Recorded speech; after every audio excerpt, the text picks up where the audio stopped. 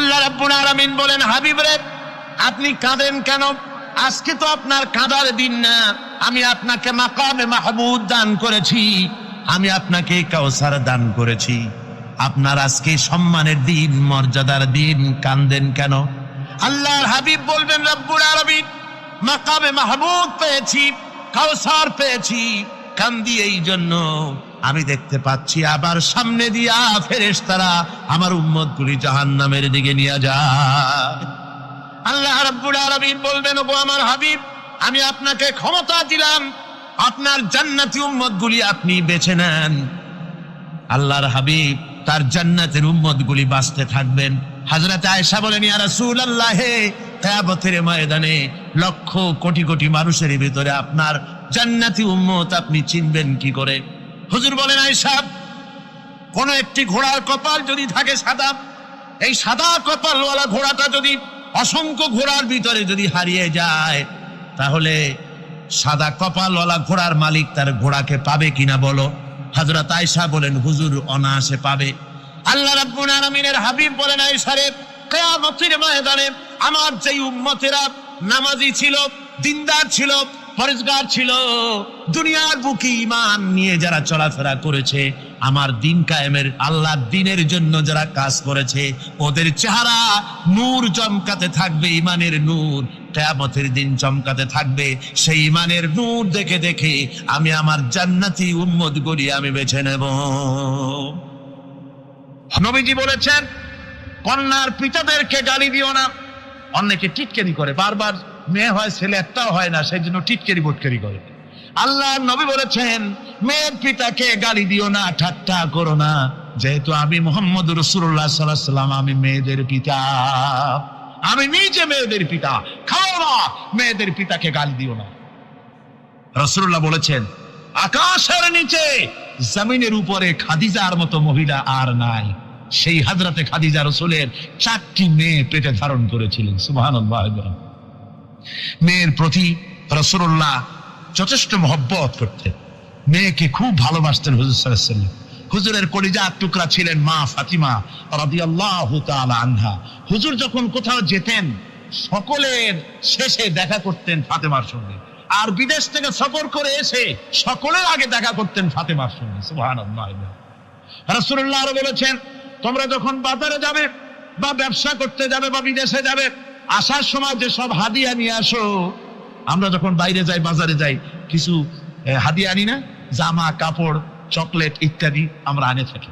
রাসূলুল্লাহ বলেছেন, হাদিয়াগুলি তোমরা যারা বিদেশে যাও, বাজারে যাও, হাদিয়া আনবে, আর এনে ঘরের মধ্যে ঢুকে তা শুরু করবে মেয়েকে দিয়ে। প্রথমে দেবে মেয়েকে। সুবহানাল্লাহ। মেয়ের মর্যাদা ইসলামের সব চাইতে বেশি। কোন যুগে? যে যুগে মেয়ে হলে পরেই মাটির নিচে ঘেরে রাখতো, আছাড় মেরে মেরে ফেলে দিত। কোন অপরাধে তাদেরকে হত্যা করা হলো, আল্লাহ পাক কোরআনে কারীমের মধ্যে বলেছেন, তাদের অপরাধ আর কিছু না, তারা নারী, এই জন্য তাদেরকে মেরে ফেলা হতো। রাসূলুল্লাহ তাদের ইজ্জত দিলেন। সুবহানাল্লাহ বিহামদিহি। রাসূলুল্লাহ সম্মান দিলেন, ইজ্জত দিলেন তাদেরকে। কন্যা হিসাবে নারীর এই মর্যাদা। ফাতেমাকে রাসূল এত ভালোবাসতেন, ইন্তেকালের সময় হযরত ফাতেমা কাঁদতে কাঁদতে বেহুশ হয়ে যাওয়ার উপক্রম হয়ে গেছে। রাসূলুল্লাহ হযরত ফাতেমাকে ইশারা দিলেন। হযরত ফাতেমা তার কান নিয়ে রাসূলুল্লাহর মুখের কাছে লাগাই দিলেন। আল্লাহ নবী কি যেন বললেন কানে কানে, হযরত ফাতেমার কান্না বন্ধ হয়ে গেল। হযরত আয়েশা বলেন, মা, রাসূলুল্লাহ তোমার কানে কানে কি বলল আর তোমার কান্না বন্ধ হয়ে গেল? হযরত ফাতেমা বলেন, ইয়া আম্মা জান, আমার আব্বা আমার কানে কানে বলল, মা ফাতেমা তুই কাঁদিস না, তোর কান্না আমার বরদাস্ত হয় না, তোমাকে কাঁদতে হবে না। আমি তোমাকে সুসংবাদ দিয়ে যেতেছি, আমি মরে যাওয়ার পর সর্বপ্রথম তোমার সাথে আমার দেখা হবে। রাসূলুল্লাহর এই ভবিষ্যৎবাণী হযরত ফাতেমা বুঝতে পেরেছেন যে হুজুরের ইন্তেকালের পরে আমার বেশি দেরি হবে না, আমিও তাড়াতাড়ি হুজুরের সাথে শামিল হতে পারবো। হুজুরের ইন্তেকালের 6 মাস পরেই হযরত ফাতেমা রাদিয়াল্লাহু তাআলা আনহা ইন্তেকাল করেছেন। কন্যা হিসেবে নারীর মর্যাদা ইসলাম অনেক অনেক গুণে বাড়িয়ে দিয়েছে। এই কন্যা শিশু, কৈশোর, যৌবন পেরিয়ে যখন যৌবনে তার বিয়ে হয়ে যায়, আল্লাহ রাব্বুল আলামিন তখন বলেন, ওয়া মিন আয়াতিহি أن خلق لكم من أنفسكم أزواجا لتسكنوا إليها وجعل بينكم مودة ورحمة আল্লাহ পাক বলেন আমার নিদর্শনের ভিতরে এটাও একটি নিদর্শন যে আমি তোমাদের থেকে তোমাদের জোড়া তৈরি করেছি, তোমাদের স্ত্রীদেরকে তৈরি করেছি, তোমাদের সাথে তোমাদের স্ত্রীর ভালোবাসা সৃষ্টি করেছি, মহব্বত সৃষ্টি করেছি। এই মহব্বত আমি আল্লাহ তৈরি করেছি। আর যখন বুড়ো হয়ে যায় মানুষ, স্বামী স্ত্রী যখন বুড়ার বুড়ি হয়, তখন আর ভালোবাসা থাকে না, তখন ওই ভালোবাসা সহৃদয়তার করুণায় আমি আল্লাহ পরিণত করে দেই। বুড়ার জন্য তখন বুড়ি ছাড়া আর উপায় নাই, বুড়িরও আর বুড়া ছাড়া উপায় নাই। তখন ভালোবাসা কোনো বিশেষ কোনো অক্ষ নিয়ে ভালোবাসা নয়, তখন একের উপরে অন্য একদম নির্ভরশীল হয়ে পড়ে। আল্লাহ পাক বলেন এই অবস্থা আমি আল্লাহ সৃষ্টি করে দেই। সুবহানাল্লাহ বিহামদিহি। স্ত্রীকে রাসূলুল্লাহ কত ভালোবাসতেন। আল্লাহর নবী বলেছেন আমার কাছে তিনটা জিনিস প্রিয়, একটা হচ্ছে সুগন্ধি, একটা হচ্ছে নামাজ, আর একটা হচ্ছে স্ত্রী। সুবহানাল্লাহ। স্ত্রী আমার কাছে প্রিয়। হুজুর বলেছেন তোমাদের মধ্যে সেই ব্যক্তি উত্তম যে ব্যক্তি তার স্ত্রীর কাছে উত্তম। আমি আমার স্ত্রীদের কাছে উত্তম ব্যক্তি। সুবহানাল্লাহ। রাসূলুল্লাহ স্ত্রীকে কত ভালোবাসতেন। বিশ্বনবী রাজনৈতিক কর্মকাণ্ড চালাচ্ছেন, যুদ্ধের দামামা বাজতেছে, চতুর্দিকে কত অশান্তি, সবকিছু চলছে, স্ত্রীর হক আদায় করতে ভুলে যাননি। রাতের বেলায় হযরত আয়েশার বয়স কম, তাকে নিয়ে রাসূলুল্লাহ একটু সুযোগ পেয়েছেন, বলছেন আয়েশা সব তো ঘুমিয়ে, চলো আমরা একটু দৌড়াই। ওই যে দূরে একটা জিনিস দেখা যায়, দৌড় দাও দেখি কি আগে যায়। দুজনে দৌড় প্রতিযোগিতা করলেন। দৌড় প্রতিযোগিতায় হযরত আয়েশা ফার্স্ট হলেন, হুজুর পিছনে পড়ে গেলেন। হযরত আয়েশা খুব আনন্দ করলেন যে আপনি কিন্তু আমার সাথে দৌড়ে পারলেন। পরবর্তী কিছু কাল যাওয়ার পর হযরত আয়েশা বলেন হুজুর আজকে আবার বললেন যে চলো আয়েশা একটু দৌড়াই। হযরত আয়েশা বলছেন যে সেদিনের তুলনায় আমার শরীর একটু, আমি মুটিয়ে গেছি, শরীরটি স্থূল হয়েছে, আমি আজকে দৌড়ালাম কিন্তু পারলাম না। রাসূল আগে চলে গেলেন, আমি হাঁপাতে হাঁপাতে যখন হুজুরের কাছে চলে গেছি, হুজুর তখন মুস্কি হেসে আমাকে বললেন আয়েশা ওই সেই দিনের জবাব আজকে দিয়ে দিলাম। সুবহানাল্লাহ বিহামদিহি, সুবহানাল্লাহ বিহামদিহি।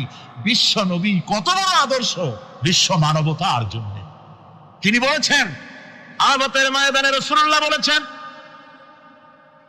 তোমরা যেমন পড়বে তোমার স্ত্রীদেরকে তেমন পড়াবে, তোমরা যেমন খাবে তোমার স্ত্রীদেরকে তেমন খাওয়াবে, স্ট্যান্ডার্ড মেনটেন করবে।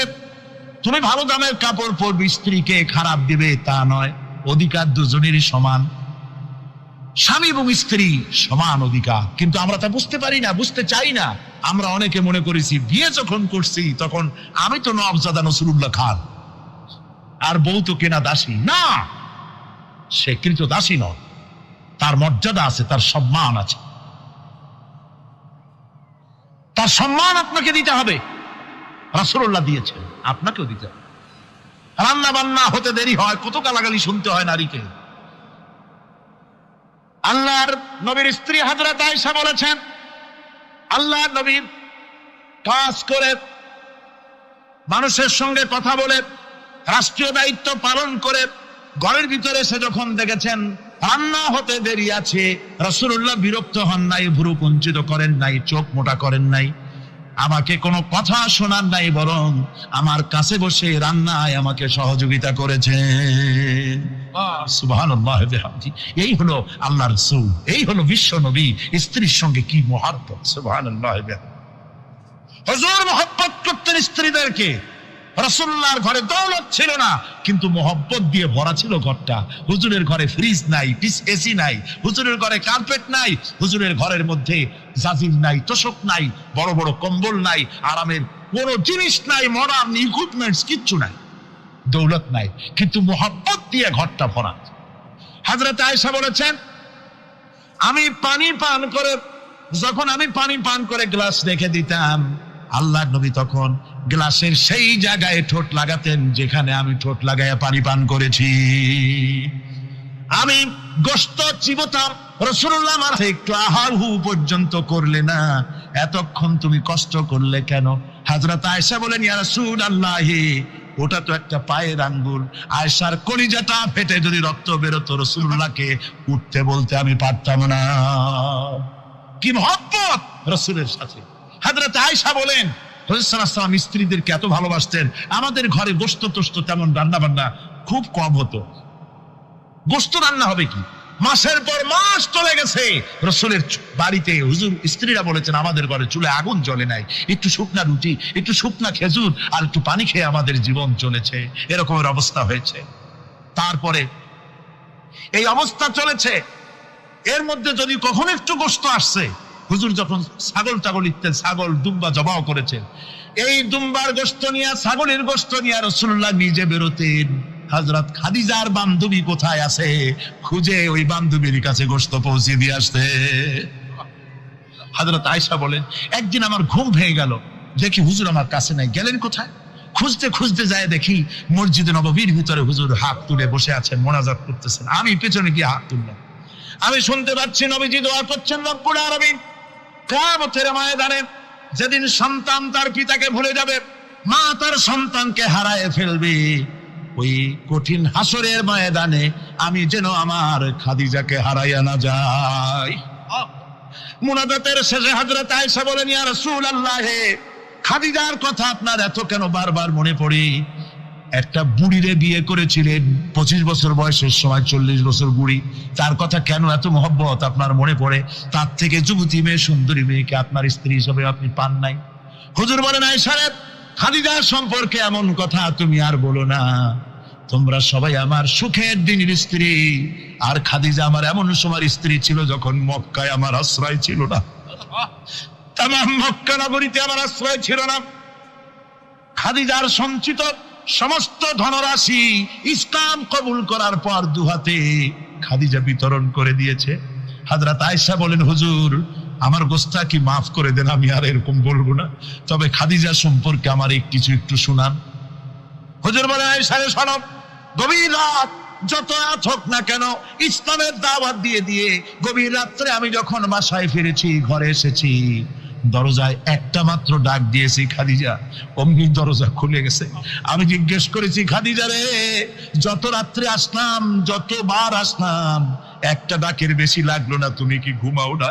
হযরতে খাদিজা বলেছেন, ইয়া রাসূলুল্লাহ, আমার মনের ভিতরে ভয় থাকে, আল্লাহ রাসূল দিনের খেদমতে বাইরে আছেন, আমি যদি আরামে বিছানায় ঘুমায় থাকি আর নবীজি দরজার কাছে দাঁড়ায় আমারে ডাকাডাকি করবেন, উঠতে যদি দেরি হয়ে যায় নবীজির সঙ্গে বেয়াদবি হয়ে যাবে, এই মনে করে আপনি না আসা পর্যন্ত দরজার সাথে পিঠ লাগাই আমি দাঁড়াইয়া দাঁড়াইয়া ঘুমাই।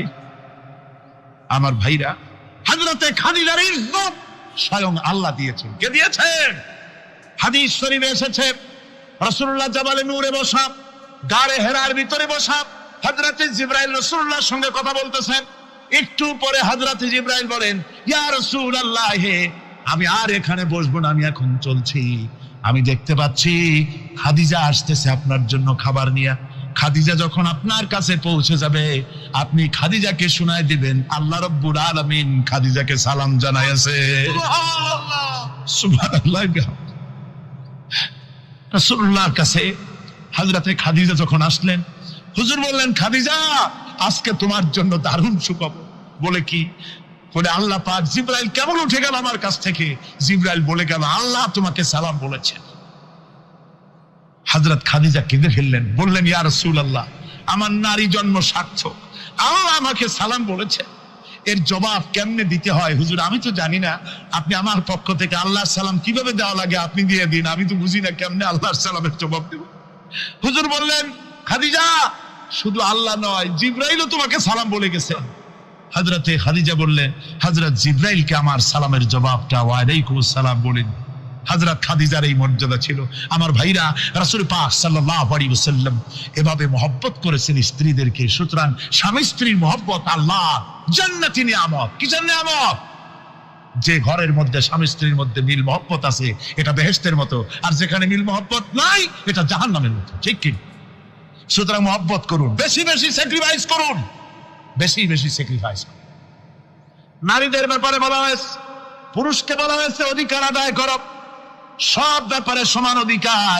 কিন্তু নারীকে একটা ব্যাপারে বলা হয়েছে, নারী শোনো, পুরুষের মর্যাদা তোমার চাইতে আল্লাহ রাব্বুল আলামিন বেশি দিয়েছেন। আর রিজালু কাওয়ামুনা আলান নিসা, নারীদের উপরে পুরুষের প্রাধান্য আল্লাহ পাক দান করেছেন। একদিন একজন সাহাবী বলেছিলেন, ইয়া রাসূলুল্লাহ, জংলি উট দেখলাম আপনার পায়ের উপরে সিজদায় পড়ে গেল, আপনি যদি আমাদেরকে অনুমতি দিতেন না আপনাকে আমরা সিজদা করতাম। আল্লাহ নবী বললেন, মানুষ মানুষকে সিজদা করা এ পারমিশন যদি আমি দিতাম তাহলে দুনিয়ার সমস্ত স্ত্রীদেরকে বলতাম তারা যেন তাদের স্বামীকে সিজদা দেয়। স্বামীর মর্যাদা এখানে বেশি। সুতরাং অধিকার সমান, কোনো সন্দেহ নাই, কিন্তু স্বামীর একটা আলাদা মর্যাদা আছে, সেই সম্মানও তাকে দিতে হবে। এরপরে এই সমান অধিকারের ভিত্তিতে স্বামী স্ত্রী চলতে থাকে, মাঝখানে আল্লাহ পাক তাদেরকে সন্তান দান করে।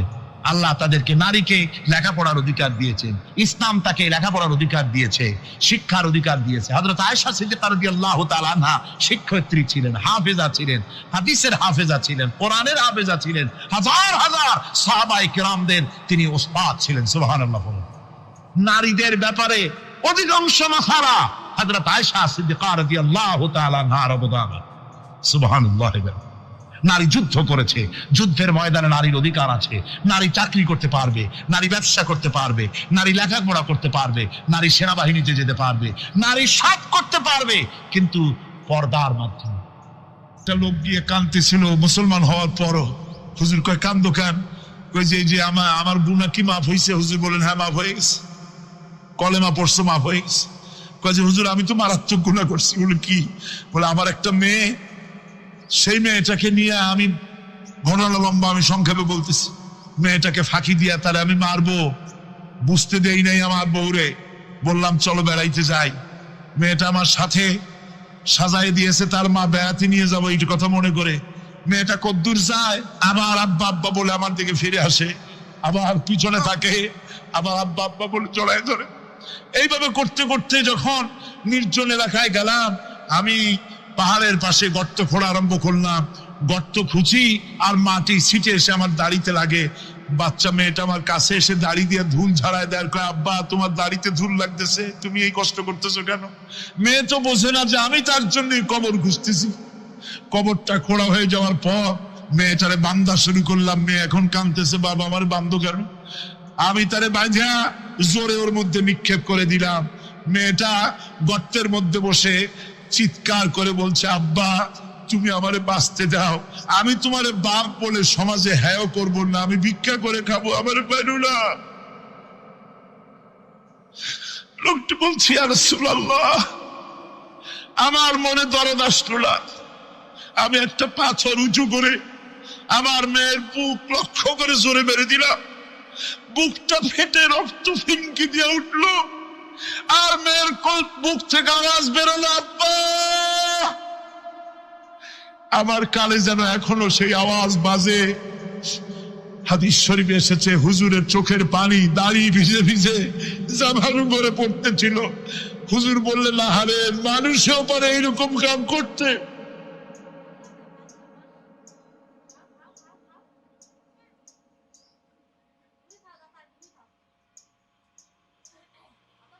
পৃথিবীতে নারীর যখন কোনো সম্মান ছিল না, মর্যাদা ছিল না, সেই সময় আমার রাসূল, আমার বিশ্বনবী নারীদেরকে সম্মানের হাত ধরে গর্তের ভিতর থেকে উঠাইয়া রানীর সিংহাসনে বসায় দিলেন।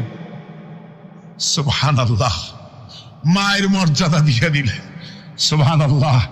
নারীরা আমাদের মায়ের জাত। নারীরা আমার কি এর জাত? মায়ের জাত।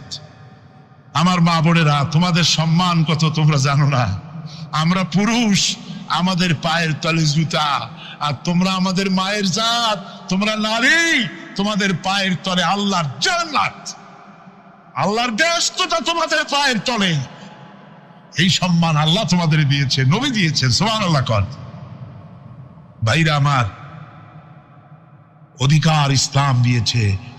বিবাহ যখন হয়, এই বিবাহের সময় এজেন্ট আনতে হয়। আর বিবাহ হচ্ছে বিবাহ বৈঠক।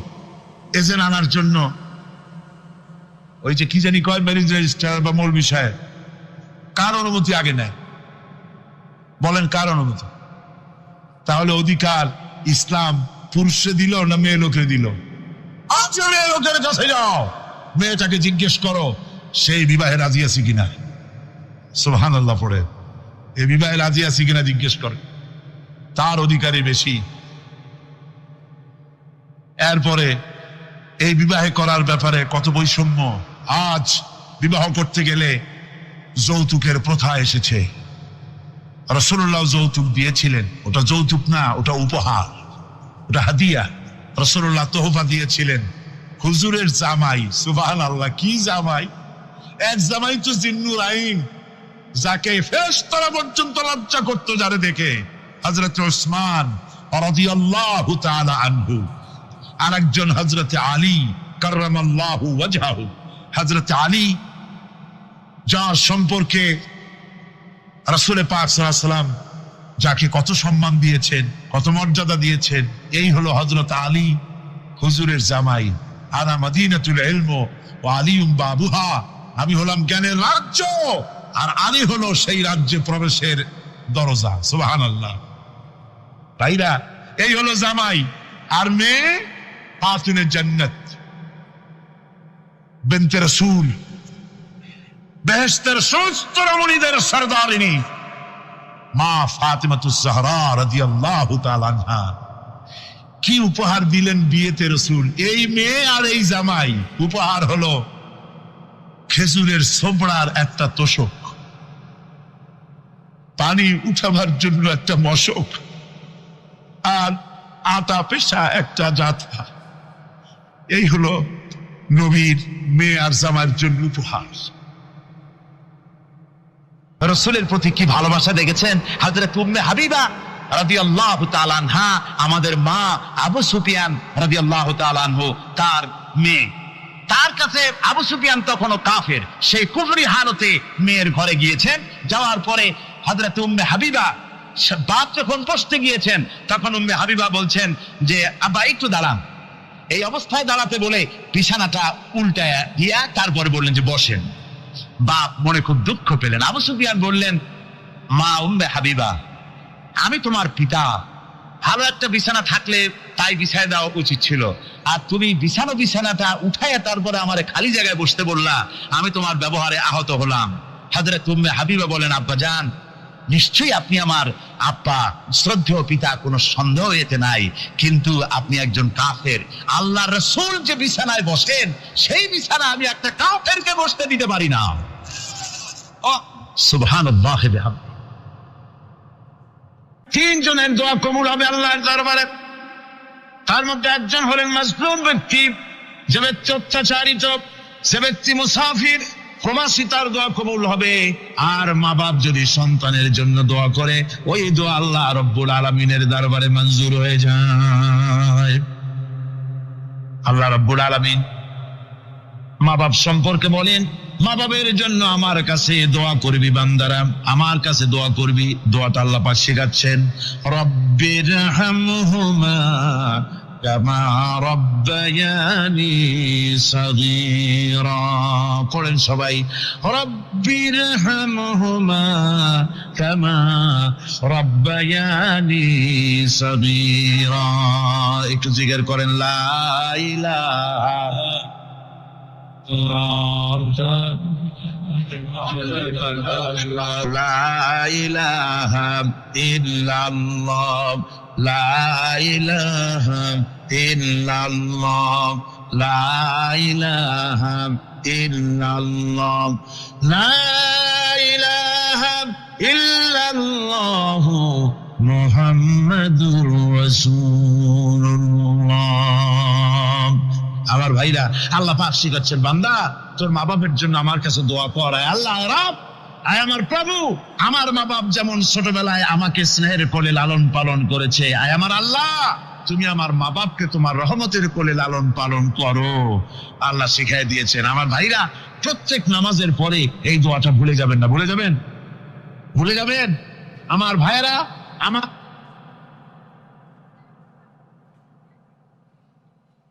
ووصينا الإنسان بوالديه إحسانا حملته أمه كرها ووضعته كرها আল্লাহ পাক বলেন, আমি পৃথিবীর সমস্ত মানব মণ্ডলীকে উপদেশ দিয়েছি, মা বাপকে সম্মান করো, শ্রদ্ধা। সন্তান বেঁচে থাকার কারণে খেতে পারে না, পেট ভরে ক্ষুধায় কষ্ট পায় মা, এই জন্যে 10 মাস ধরে রোজা রাখলে যে সওয়াব হতো, আল্লাহ রাব্বুল আলামিন মায়ের আমলনামায় রোজার সওয়াব লিখে দেন। 10 মাস পরে গেল, সন্তান ডেলিভারির সময় চলে এলো, মায়ের মন বিমর্ষ, সন্তান ডেলিভারি হবে, না জানি মরে যাই নাকি, না জানি অপারেশন লাগে নাকি, কি অবস্থা হবে। মা খেতে পারে না, মুখটা শুকায়া যায়। ডেলিভারির সময় যখন আসে, মাবাবের কাছ থেকে বিদায় নিয়ে যায়, স্বামীকে একান্তে গোপনে ডেকে নিয়ে বলে, প্রাণের স্বামী, দীর্ঘদিন একসঙ্গে ঘর কন্যা করেছি, অপরাধ হয়ে যেতে পারে, আমারে মাফ করে দিও। আমার মনে হয় এবার আমি আর বাঁচবো না, সংসার থাকলো, চাবি থাকলো, সব বুঝে নাও, আমারে মাফ করে দিও। মা চলে গেল সতিকা গৃহে, ক্লিনিকে চলে গেল, অপারেশন থিয়েটারে চলে গেল, অথবা ডেলিভারির জায়গায় চলে গেল। ডেলিভারি পেইন শুরু হয়ে গেল, বেদনা শুরু হয়ে গেল। এক একটা বেদনা যেন মায়ের এক একটা মৃত্যু যন্ত্রণা শুরু হয়ে যায়। এমন যন্ত্রণা, প্রসব বেদনা দুনিয়ার ভুক্তভোগী মা ছাড়া আর কেউ জানে না। এই চরম বেদনার ভেতর দিয়ে, চরম কষ্টের ভিতরে মা যখন একটা বাচ্চা প্রসব করলো, জিহাদের ময়দানের মতো মা রক্তাক্ত হয়ে গেলেন, সন্তান দুনিয়া এলো। মা তখন স্থির থাকেন, এত বড় বিরাট কষ্টের ভিতরে। আল্লাহ রাব্বুল আলামিন বলেন, সন্তান যখন ডেলিভারি হয়ে গেল, মায়ের মনের ভিতরে আমি তখন এই ফিলিংস, এই টেন্ডেন্সি জাগ্রত করে দিই, দেখ কি হয়েছে। মা তখন দেখতে চায় কি হয়েছে। মায়ের সামনে যখন এত কষ্টে হৃদয় বিংড়ানো, কলিজার 32টি নাড়ি ছেঁড়া যন্ত্রণার সন্তান যখন মায়ের চোখের সামনে আসে, আল্লাহ পাক বলেন, মা যখন তার ছেলের মুখের দিকে তাকায়, মেয়ের মুখের দিকে তাকায়, আল্লাহ বলেন 10 মাসের পেটে ধরা কষ্ট আর ডেলিভারির সব কষ্ট মায়ের মন থেকে মুছে ফেলে দেই। আল্লাহ রাব্বুল আলামিন বলেন, খবরদার দুনিয়ার মানুষ, এমন মায়ের সাথে নাফরমানি করবি না, এ মায়ের সাথে নাফরমানি করবি না, মাকে সম্মান করবি, মার কাছে দোয়া চাবি। দুনিয়ায় যদি সম্মান চাও, রিসেক্ট চাও, মায়ের পায়ে ধরে কাঁদো। মায়ের জাতি অনেক সম্মান তার। রাসূল করিম সাল্লাল্লাহু আলাইহি সাল্লামকে প্রশ্ন করা হয়েছে, হুজুর খেদমত করবো কার? হুজুর কয় মায়ের। তারপরে কার? হুজুর কয় মায়ের। তারপরে কার? হুজুর বলেন মায়ের। তারপরে কার? তোমার পিতার। 3 গুণ। তোর মায়ের মর্যাদা 3 গুণ বেশি, তোর বাবার চাইতে মর্যাদা বেশি। সুবহানাল্লাহ পড়ে। আর আজকে ইসলামের শত্রুরা তারা বলে যে ইসলাম নারীর অধিকার আদায় করে নাই। নারীর অধিকার ইসলাম দেয় নাই তো কে দিয়েছে? আমার বন্ধুগণ, বিশ্বনবী জনাবে মুহাম্মদ রাসূলুল্লাহ সাল্লাল্লাহু আলাইহি ওয়াসাল্লাম মসজিদে নববীর ভিতরে বসে আছেন। এক বৃদ্ধা মহিলা মসজিদের মধ্যে প্রবেশ করলেন। হুজুর বৃদ্ধাকে দেখে দাঁড়ায় গেলেন, বিশ্বনবী বুড়ি মেয়ে লোককে দেখে দাঁড়ায় গেলেন। আল্লাহর নবী বুড়িকে দেখে দাঁড়ালেন। বুড়ি যখন কাছে এলেন, আল্লাহর নবী নিজের গায়ের চাদর বুড়ির জন্য বিছায়া দিলেন। বুড়ি বসলেন। এরপরে কথাবার্তা সারার পর বুড়ি যখন বিদায় হবেন, হুজুর আবার দাঁড়ালেন। বুড়ি মহিলা চলে গেলেন। সাহাবায়ে কেরাম বলেন, ইয়া রাসূলুল্লাহ, কিছুই বুঝলাম না, একজন বৃদ্ধা মহিলার জন্য বিশ্বনবী দাঁড়ান আর গায়ের চাদর বিছান, আমরা বড় আশ্চর্য হয়ে গেলাম। নবীজি বলেন, ও আমার সাহাবীরা, তোমরা জানো না, এই মহিলাকে চিনতে পারো নাই। আমি আমার মায়ের দুধ আমার জীবনে কিসমতে তেমন হয় নাই। আমি আমার মায়ের দুধ তেমন কিসমতে পাই নাই। যা বুকে দুঃখে যার কোলে কাখে চড়ে আমি বড় হয়েছি, আমার সেই দুধমা ইনি হযরতে হালিমাতুস সাদিয়া। আর সেই দুধমা রাসূলুল্লাহ নিজে সম্মান দিয়েছেন মায়ের। খবরদার, মাকে অসম্মান করবেন না, মাকে সম্মান করবেন, মাকে শ্রদ্ধা করবেন। আমার বন্ধুগণ, আলেম ওলামা পীর বুজুর্গদের জন্য হাদিয়া তো দেন, আপনারা কোনো নিষেধ নাই, দেন। হাদিয়া দেওয়া সুন্নত, নেওয়া সুন্নত, দিবেন, আমি কোনো নিষেধ করি না। কিন্তু আমি বলতে চাই, পীর বুজুর্গদের কাছে, আলেম ওলামাদের কাছে হাদিয়া দিয়া আল্লাহরে যত না খুশি করতে পারবেন, এই ডালিম বেদানার মৌসুমে বেদানা একটা ভেঙে নিজ হাতে যদি মায়ের মুখে তুলে দেন, আল্লাহর আরশ খুশি হয়ে যাবে, আল্লাহর আরশে আজিম খুশি হয়ে যাবে, আল্লাহ পাক খুশি হয়ে যাবে। মায়ের খাওয়াও, বাপকে খাওয়াও, তোমার সবচেয়ে বড় প্রিয় জিনিস। সুবহানাল্লাহ বলে, সুবহানাল্লাহ। মা বাপ যদি একটু দোয়া করে দেয়, তোমার জিন্দেগির কাম শেষ। একটু বদদোয়া করলে জাহান্নামে যাবা। কোন পীর সাহেব বদদোয়া করলে জাহান্নামে যাবে এমন কথা নয়, কোন মওলানা বদদোয়া করলে দোজখে যাবে এমন কথা নয়। রাসূল বলেছেন, হুমা জান্নাতুকা ওয়া নারুকা। মা বাপ তোমার বেহেশত, মা বাপ তোমার জাহান্নাম। মা বাপ যদি অসন্তুষ্ট হয়, দোজখে যাবি, আর মা বাপ যদি খুশি, আল্লাহর জান্নাতে চলে যাবি। সুবহানাল্লাহ, সুবহানাল্লাহ, সুবহানাল্লাহ। মায়ের পায়ের তলে তোর বেহেশত। আমরা পুরুষ, আমাদের গত বছরও বলেছি, আমরা পুরুষ, আমাদের পায়ের তলে জুতা, আমাদের পায়ের তলে কি? শুধু জুতা। আর আমার মা, আমার মায়ের জাতি যারা এই প্যান্ডেলে বসে আছেন, আমার মায়েরা, বোনেরা, মায়ের জাতি যারা পৃথিবীতে, মায়ের জাতির পায়ের তলে আল্লাহর বেহেশত। সুবহান। নারীর মর্যাদা ইসলাম দেয় নাই, কে দিয়েছে? আল্লাহ দিয়েছেন, আল্লাহর রাসূল দিয়েছেন। আর আমার মা, আমার মায়ের জাতি যারা এই প্যান্ডেলে বসে আছেন, আমার মায়েরা, বোনেরা, মায়ের জাতি যারা পৃথিবীতে, মায়ের জাতির পায়ের তলে আল্লাহর বেহেশত। সুবহান। নারীর মর্যাদা ইসলাম দেয় নাই, কে দিয়েছে? আল্লাহ দিয়েছেন, আল্লাহর রাসূল দিয়েছেন। আমার বন্ধুগণ, হযরত বায়জিদ বুস্তামি, ছোট্ট বাচ্চা ছেলে, গভীর রাত্রে মা অসুস্থ, পানির পিপাসায় জেগে উঠেছেন। বাবারে, পিপাসায় শেষ হয়ে গেলাম, পানি দাও।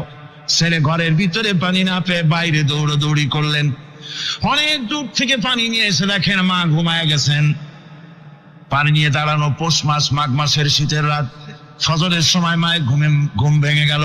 তাকিয়ে দেখেন বাইজিদ দাঁড়ানো, হাতে পানি থরথর করে কাঁপছে। জিজ্ঞাসা করে, বাইজিদ তুমি দাঁড়ানো কেন? ছোট্ট বাচ্চা বলে, মা পানি চেয়েছিলে তুমি গভীর রাত্রে, পানি ঘরে ছিল না, অনেক দূর থেকে আনতে হয়েছে। মা বলছে, ঘুমাও নাই কেন গ্লাস ছুঁয়া?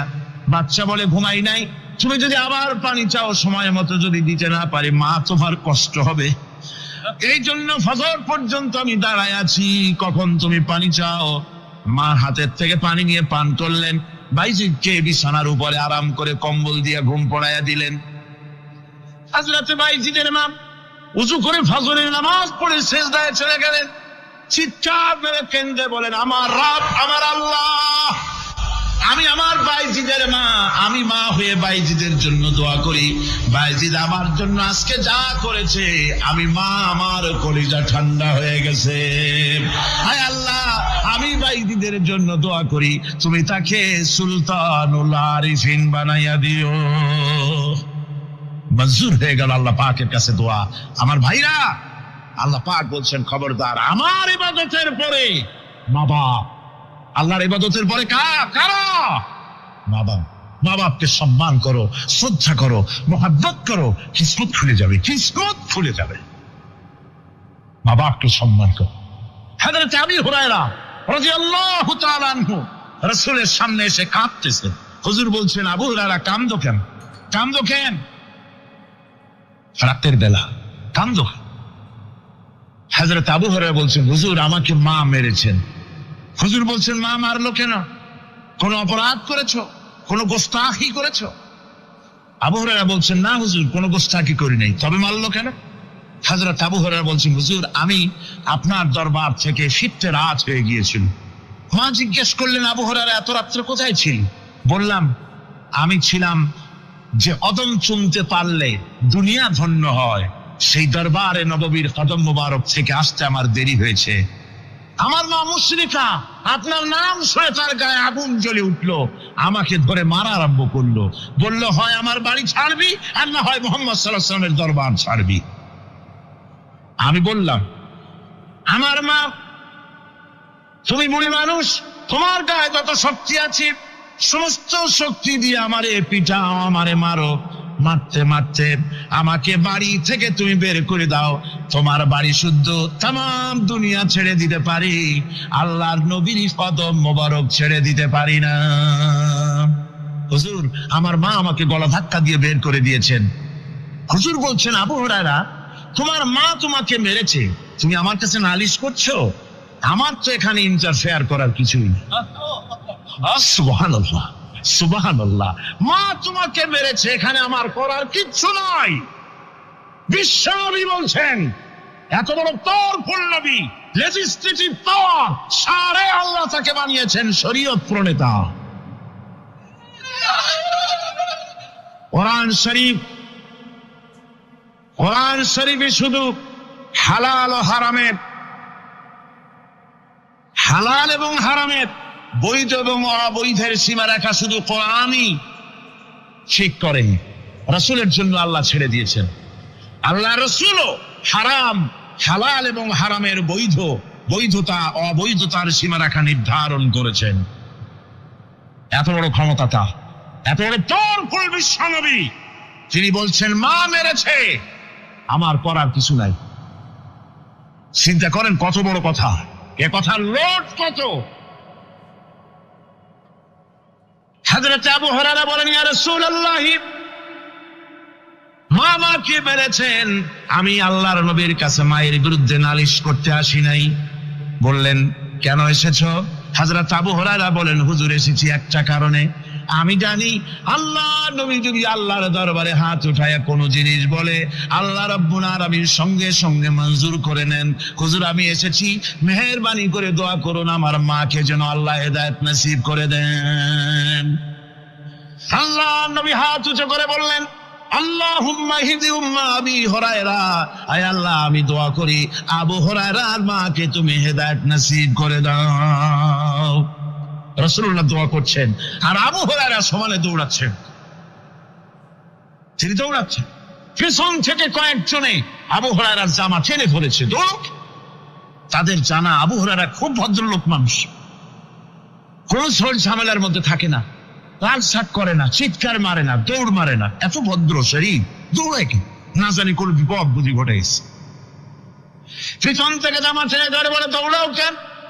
হযরত আবু হুরায়রা জামা সাহাবীর হাত থেকে ছিনায় নিয়ে বলেন, জামা ছেড়ে দাও, আমাকে দৌড়াতে দাও।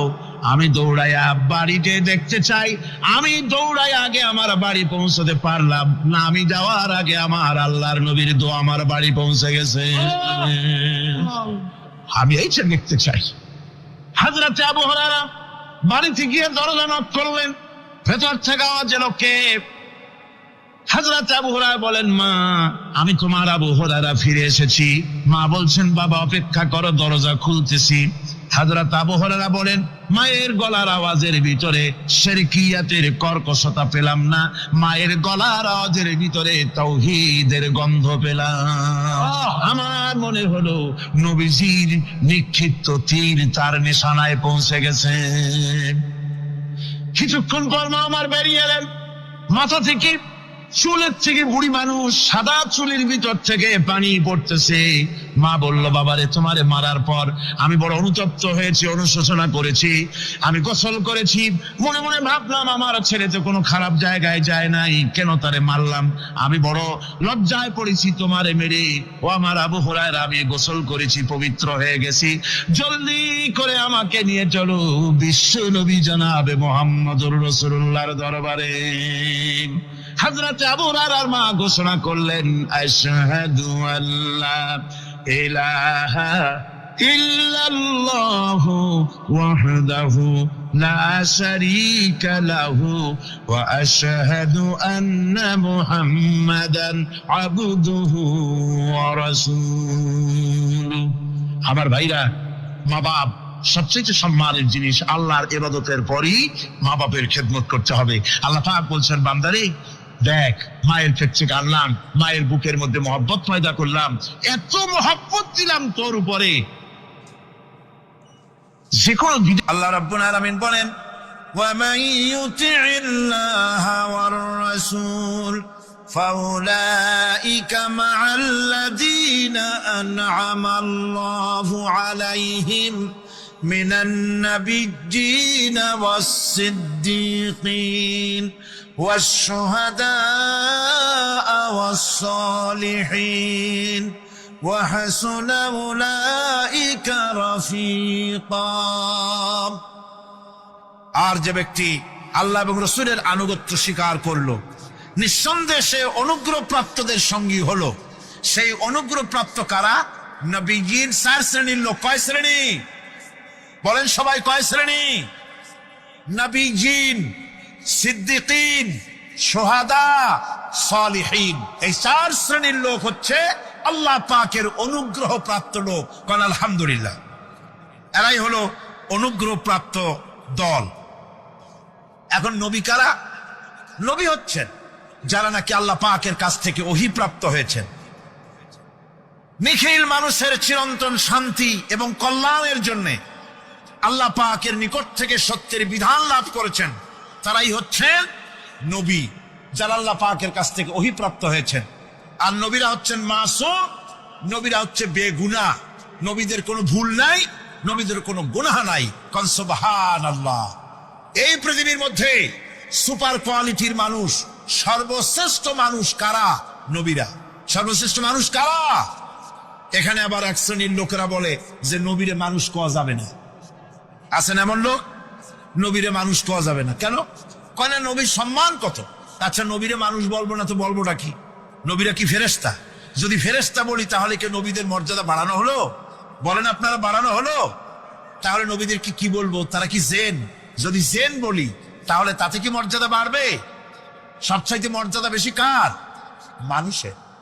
সুতরাং এক শ্রেণীর লোকেরা খামোখাই আলেম নামধারী লোক, অথচ নবীকে মানুষ বলতে রাজি না। কোরআনে কারীম সাফ করে আল্লাহ পাক পরিষ্কার করে বলেছেন, قُلْ إِنَّمَا أَنَا بَشَرٌ مِثْلُكُمْ يُوحَى إِلَيَّ أَنَّمَا إِلَٰهُكُمْ إِلَٰهٌ وَاحِدٌ। নবী বলুন, আমি তোমাদের মতো মানুষ, আমার উপরে ওহী আসে। ইন্নামা আনা বাশারুম মিসলুকুম, তোমাদের মতো মানুষ। একটু ভালো করে বিষয়টা বোঝেন। আরো বলেছি আমি, আজকে আবার স্মরণ করায় দেই। আল্লাহ শিখাই দিচ্ছেন, বলুন আমি তোমাদের মতো মানুষ, ফেরেশতা নই, জিন নই, আমার কাছে ওহী আসে। পার্থক্য এখানে। তবে আরো পার্থক্য আছে। সেটা হচ্ছে আমরা হচ্ছি সাধারণ মানুষ, নবীরা হচ্ছেন অসাধারণ মানুষ। সুবহানাল্লাহ। আমরা হচ্ছি মানব, রাসূল আল্লাহর পয়গম্বররা হচ্ছেন মহামানব। কথা বুঝে আসছে? তার মানে হলো আমরা সাধারণ মানুষ। সাধারণ মানুষেরা গুনাহ করতে পারে, ভুল করতে পারে, সব রকমের গুনাহ করতে পারে। নবীরা কোনো গুনাহ করতে পারেন না। আল্লাহ পাক তাদের দিয়ে গুনাহ করান না। আল্লাহ পাক ফেরেশতা দিয়ে, আপন কুদরত দিয়ে নবীদেরকে হেফাজত করেন। সুবহানাল্লাহ। সুতরাং এই কথা বিশ্বাস করতে হবে, সমস্ত নবীরা হচ্ছেন মানুষ। নবীদের আদর্শই কেবলমাত্র আদর্শ, সেই আদর্শকেই গ্রহণ করতে হবে, তাকেই একমাত্র নেতা হিসাবে গ্রহণ করতে হবে। আবার নেতা বলতেও রাজি না। মুশকিল কি এক জায়গায়? কয় যে নেতা বলা যাবে না। কেন? কয় যে ওই যে মানুষেরা বলে, স্লোগান দেয়, আমার নেতা, তোমার নেতা, অমুক তমুক, হেন তেন। তো এগুলির সাথে নবীরে মিশানো এটা ঠিক না। আচ্ছা, নবীরে নেতা কব না, কবটা কি? নবী কি হয় নেতা হবে, না হয় অনুসারী হবে। এর বাইরে তো কিছুই নাই। হয় ইমাম, না হয় মুক্তাদি। বাইরে কি? বাইরে তো নাই কিছু। সুতরাং নবীকে মুক্তাদি হবে, নবীকে অনুসারী হবে?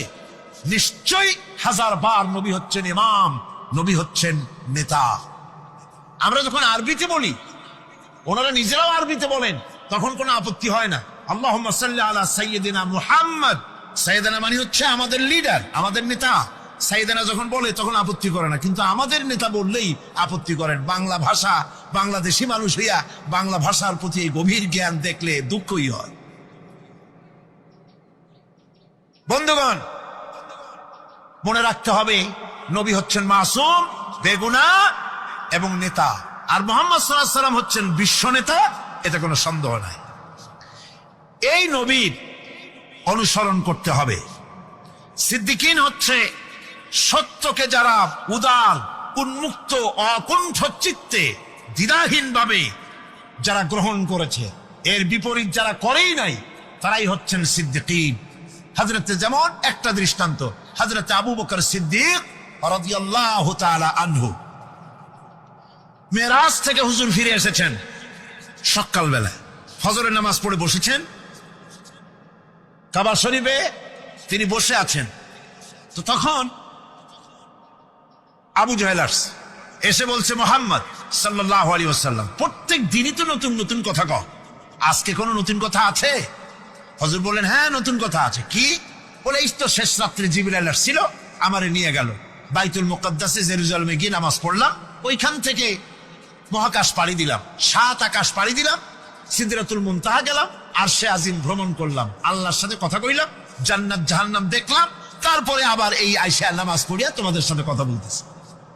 আবু জাহেল কয় যে, খাইস, যাও, মাথাটা একটু ভালো ছিল, এখন তাও সর্বনাশ হয়ে গেছে। কয়, মুহাম্মদ সাল্লাল্লাহু আলাইহি ওয়াসাল্লাম, তুমি যা বললা এই কথাটা আমি কি হুবহু মানুষের কাছে বলবো? হুজুর বলছেন, অবশ্যই বলো গিয়ে। আবু জাহেল চিন্তা করলো, দিস ইজ দ্য মোমেন্ট, এটাই হলো আসল সুযোগ পেয়ে গেছে মানুষকে বিভ্রান্ত করার জন্য। সবার আগে ছুটে চললো হযরতে আবু বকর রাদিয়াল্লাহু তাআলা আনহুর বাড়িতে, যে বলছেন, আবু বকর শুনেছ? বলে, কি? মুহাম্মদ সাল্লাল্লাহু আলাইহি ওয়াসাল্লাম এই রকমের কথা বললো, বেচারার মাথাটা যাও ভালো ছিল, শেষ। হুজুর বলছেন, আবু জাহেল, আমার রাসূল কি এরকম বলেছেন? আবু জাহেল বলছে, আমার নিজ কানে শুনে আসলাম, এখনো তিনি সেখানে বসা। হযরত আবু বকর বলেন, আবু জাহেল, আমার আল্লাহর নবী তিনি যদি এরকম কথা বলে থাকেন, তাহলে আমি কোনো সন্দেহ পোষণ করি না, অবশ্যই আল্লাহ রাব্বুল আলামিনের হাবিব যা বলেছেন তা সত্য। হযরত আবু বকর রাদিয়াল্লাহু তাআলা আনহু মসজিদে হারামে আসলেন, হুজুরকে জিজ্ঞেস করলেন, হুজুর, আবু জাহেল আমাকে এইসব কথা বললো, এগুলি কি ঠিক? হুজুর বললেন, হ্যাঁ। তিনি ঘটনা বয়ান করলেন। হযরত আবু বকর বললেন, হে রাসূল, আপনি যা বলেছেন সত্য বলেছেন, আপনার মেরাজ ঠিক হয়েছে, সঠিক হয়েছে, সন্দেহ নাই। হুজুর বলেন, আবু বকর, তুমি তো শুধু আবু বকর নাও, তুমি সিদ্দিক। সত্যকে যারা অকুণ্ঠ চিত্তে, অকুণ্ঠ চিত্তে, দ্বিধাহীন ভাবে যারা সত্যের সামনে মাথা নত করেছে, গ্রহণ করে নিয়েছে, দ্বিমত পোষণ করে নাই, কোন রকমের দুষ্ট বুদ্ধির আশ্রয় গ্রহণ করেনি, উল্টা পাল্টা করেনি, এই সমস্ত মানুষেরই হলো সিদ্দিক। সিদ্দিক, আর এদের দলকেই সিদ্দিকিন বলা হয়। তাহলে নবীয়িন, সিদ্দিকিন, এনারা হচ্ছেন নিয়ামত প্রাপ্ত। 3 নম্বরে হচ্ছে শুহাদা, সত্যকে যারা যারা সত্যের সাক্ষী দিয়েছে, সত্যের সাক্ষ্যদাতা। সত্য হচ্ছে ইসলাম। সত্য কি? ইসলাম। সত্য হচ্ছে আল্লাহ, সত্য হচ্ছে নবী, সত্য হচ্ছে কোরআন, সত্য হচ্ছে হাদিস। এই মহাসত্যকে যারা স্বীকৃতি দিয়েছে, নিজেদের কথা দিয়ে, কাজ দিয়ে, ধন দিয়ে, সম্পদ দিয়ে, এমনকি নিজের জীবনটা এই রাস্তায় বিলিয়ে দিয়ে মহাসত্যের চিরস্থায়ী সাক্ষী দিয়ে দুনিয়া থেকে যারা বিদায় হলেন, ওনারা হচ্ছেন শহীদ। আজ রাস্তাঘাটে শহীদ হয়, যার তার নামের আগে শহীদ বসায় দেয়। শহীদ এত সোজা জিনিস নয়। আল্লাহর রাস্তায়, ধর্মের জন্য, ইসলামের জন্য, আল্লাহর জন্য, কোরআনের জন্য, রাসূলের জন্য যারা জীবন দেন, তারাই হচ্ছে শহীদ। এই শহীদদের মর্যাদা আল্লাহ রাব্বুল আলামিন এত বেশি মর্যাদা দান করেছেন। শহীদদের মর্যাদা আল্লাহ পাক দিয়েছেন, কিয়ামতের দিন শহীদদের কোনো বিচার করা হবে না। আল্লাহ রাব্বুল আলামিন শহীদদেরকে বিনা বিচারে জান্নাত দিয়ে দিবেন। শহীদের বিশাল মর্যাদা, বিরাট মর্যাদা। এই শহীদ শাহাদাতের তামান্না প্রত্যেক মুসলমানের ভিতরে থাকতে হবে। হুজুর বলেছেন শহীদি মওতের যন্ত্রণা পিঁপড়ায় কাটার যন্ত্রণার চাইতে বেশি কিছু নয়। শাহাদাত হচ্ছে এপারে মওত আর ওপারে আল্লাহর সঙ্গে দেখা হয়ে যাবে। শহীদি মওত হচ্ছে আল্লাহর সঙ্গে দেখা করার একটা সেতু বন্ধন, একটি সেতু, একটি ব্রিজ, একটা পুল, একটা সাঁকো। এপারে দুনিয়া, ওপারে আল্লাহ পাকের সঙ্গে দেখা হবে। সুবহানাল্লাহ। ভাইরা, ইসলামের জন্য যারা জীবন দিলেন, যারা শাহাদাত বরণ করলেন, তারা জাতির সম্মানের পাত্র। সেই সম্মান, সেই মর্যাদা আল্লাহ রাব্বুল আলামিন শহীদদের প্রদান করেছেন। হযরত আব্দুল্লাহ জুলবাজাদাইন, যার কথা বুখারীতে লেখা হয়েছে, সুবহানাল্লাহ কোন যুবক মানুষ ইসলাম কবুল করেছেন। ইসলাম কবুল করতে গিয়ে বাড়ি ঘর জায়গা জমি কিছুই ছিল না। ছোট্ট অবস্থায় বাবা মারা গেছে, চাচার ঘরে লালিত পালিত হচ্ছিলেন। এরপরে রাসূলের প্রতি ঈমান আনবেন, চাচার ভয়তে পারেন না। হুজুর হিজরত করলেন। আব্দুল্লাহ, তার নাম ছিল আব্দুল উজ্জা। তিনি চলে গেলেন চাচার কাছে। চাচা গো, মুহাম্মদ সাল্লাল্লাহু আলাইহি ওয়াসাল্লাম আল্লাহর নবী, ব্যাপারে তোমার মত কি? তিনি বলেন, আমারও তো তাই মনে হয়। যদি তাই মনে হয় তার উপর ঈমান আনবেন কিনা? চাচা বলে, না, কখন ঈমান আনবো না। ভাতিজা বলতেছেন, চাচাজি, বছরের পর বছর ধরে অপেক্ষা করতেছিলাম, আমি আপনার অধীনে আছি বলে ইসলাম কবুল করতে পারি নাই। আমার ইচ্ছা ছিল আপনি আগে করবেন, তারপরে আপনাকে দেখা দেখি আমি করব। কিন্তু আপনি যখন ইসলাম কবুল করলেন না, আর করবেন না বলে যখন ঘোষণা দিলেন, আপনাকে উপস্থিত রেখে আমি ঘোষণা দিলাম, লা ইলাহা ইল্লাল্লাহু মুহাম্মাদুর রাসূলুল্লাহ। চাচা বলছে, ভাতিজা, এর পরিণাম জানো? কয়, না, জানি না। এর পরিণাম হচ্ছে তুমি আমার বাড়িতে থাকো, আমার বাড়ি ছাড়তে হবে। বললেন, রাজি আছি। উট ছাগল ভেড়া ঘোড়া যা দিছি ছাড়তে হবে। বলছে, রাজি আছি। চাচা বলছে, শুধু তাই নয়, পরনে যে লুঙ্গি আছে, গায়ে যে জামা আছে, তামার পয়সার লুঙ্গি জামা ছাড়তে হবে। ভাতিজা বলছে, ইমানের জন্য যা চাও সব ছেড়ে দেব। জামা লুঙ্গি খুলে ফেলে দিয়ে দিলেন। হাদিস। তিনি চলে গেলেন মায়ের কাছে ওই অবস্থায়। মা এই যুবক ছেলেকে উলঙ্গ অবস্থায় দেখে 2 হাত দিয়ে নিজের চোখ চেপে ধরেছেন। বাবা, তোমার এই অবস্থা কেন? ছেলে বলছেন, মা, ঈমান আনার কারণে আমার এই অবস্থা হয়েছে। মা বলে, বাবারে, কি চাও আমার কাছে? আব্দুল উজ্জা বলছে, মা, কিচ্ছু চাই না, একটুখানি কাপড় আমারে দাও, আমি বিশ্ব নবী মুহাম্মদ সাল্লাল্লাহু আলাইহি ওয়াসাল্লামের খেদমতে যেতে চাই। মায়ের কাছে পুরানা কম্বল ছিল, কম্বলটা তিনি দিয়ে দিলেন।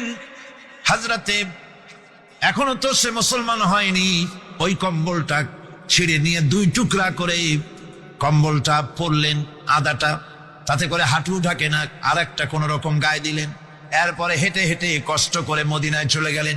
মসজিদে নববীর ভিতরে ঢুকে দরজার কাছে বসা বিশ্বনবী জনাবে মুহাম্মদুর রাসূলুল্লাহ সাল্লাল্লাহু আলাইহি ওয়াসাল্লাম মসজিদে নববীতে, যুবক, হাঁটুর উপরে কাপড়, মাথার চুল উস্কো খুস্কো চেহারা, ক্ষুধার্ত চেহারা।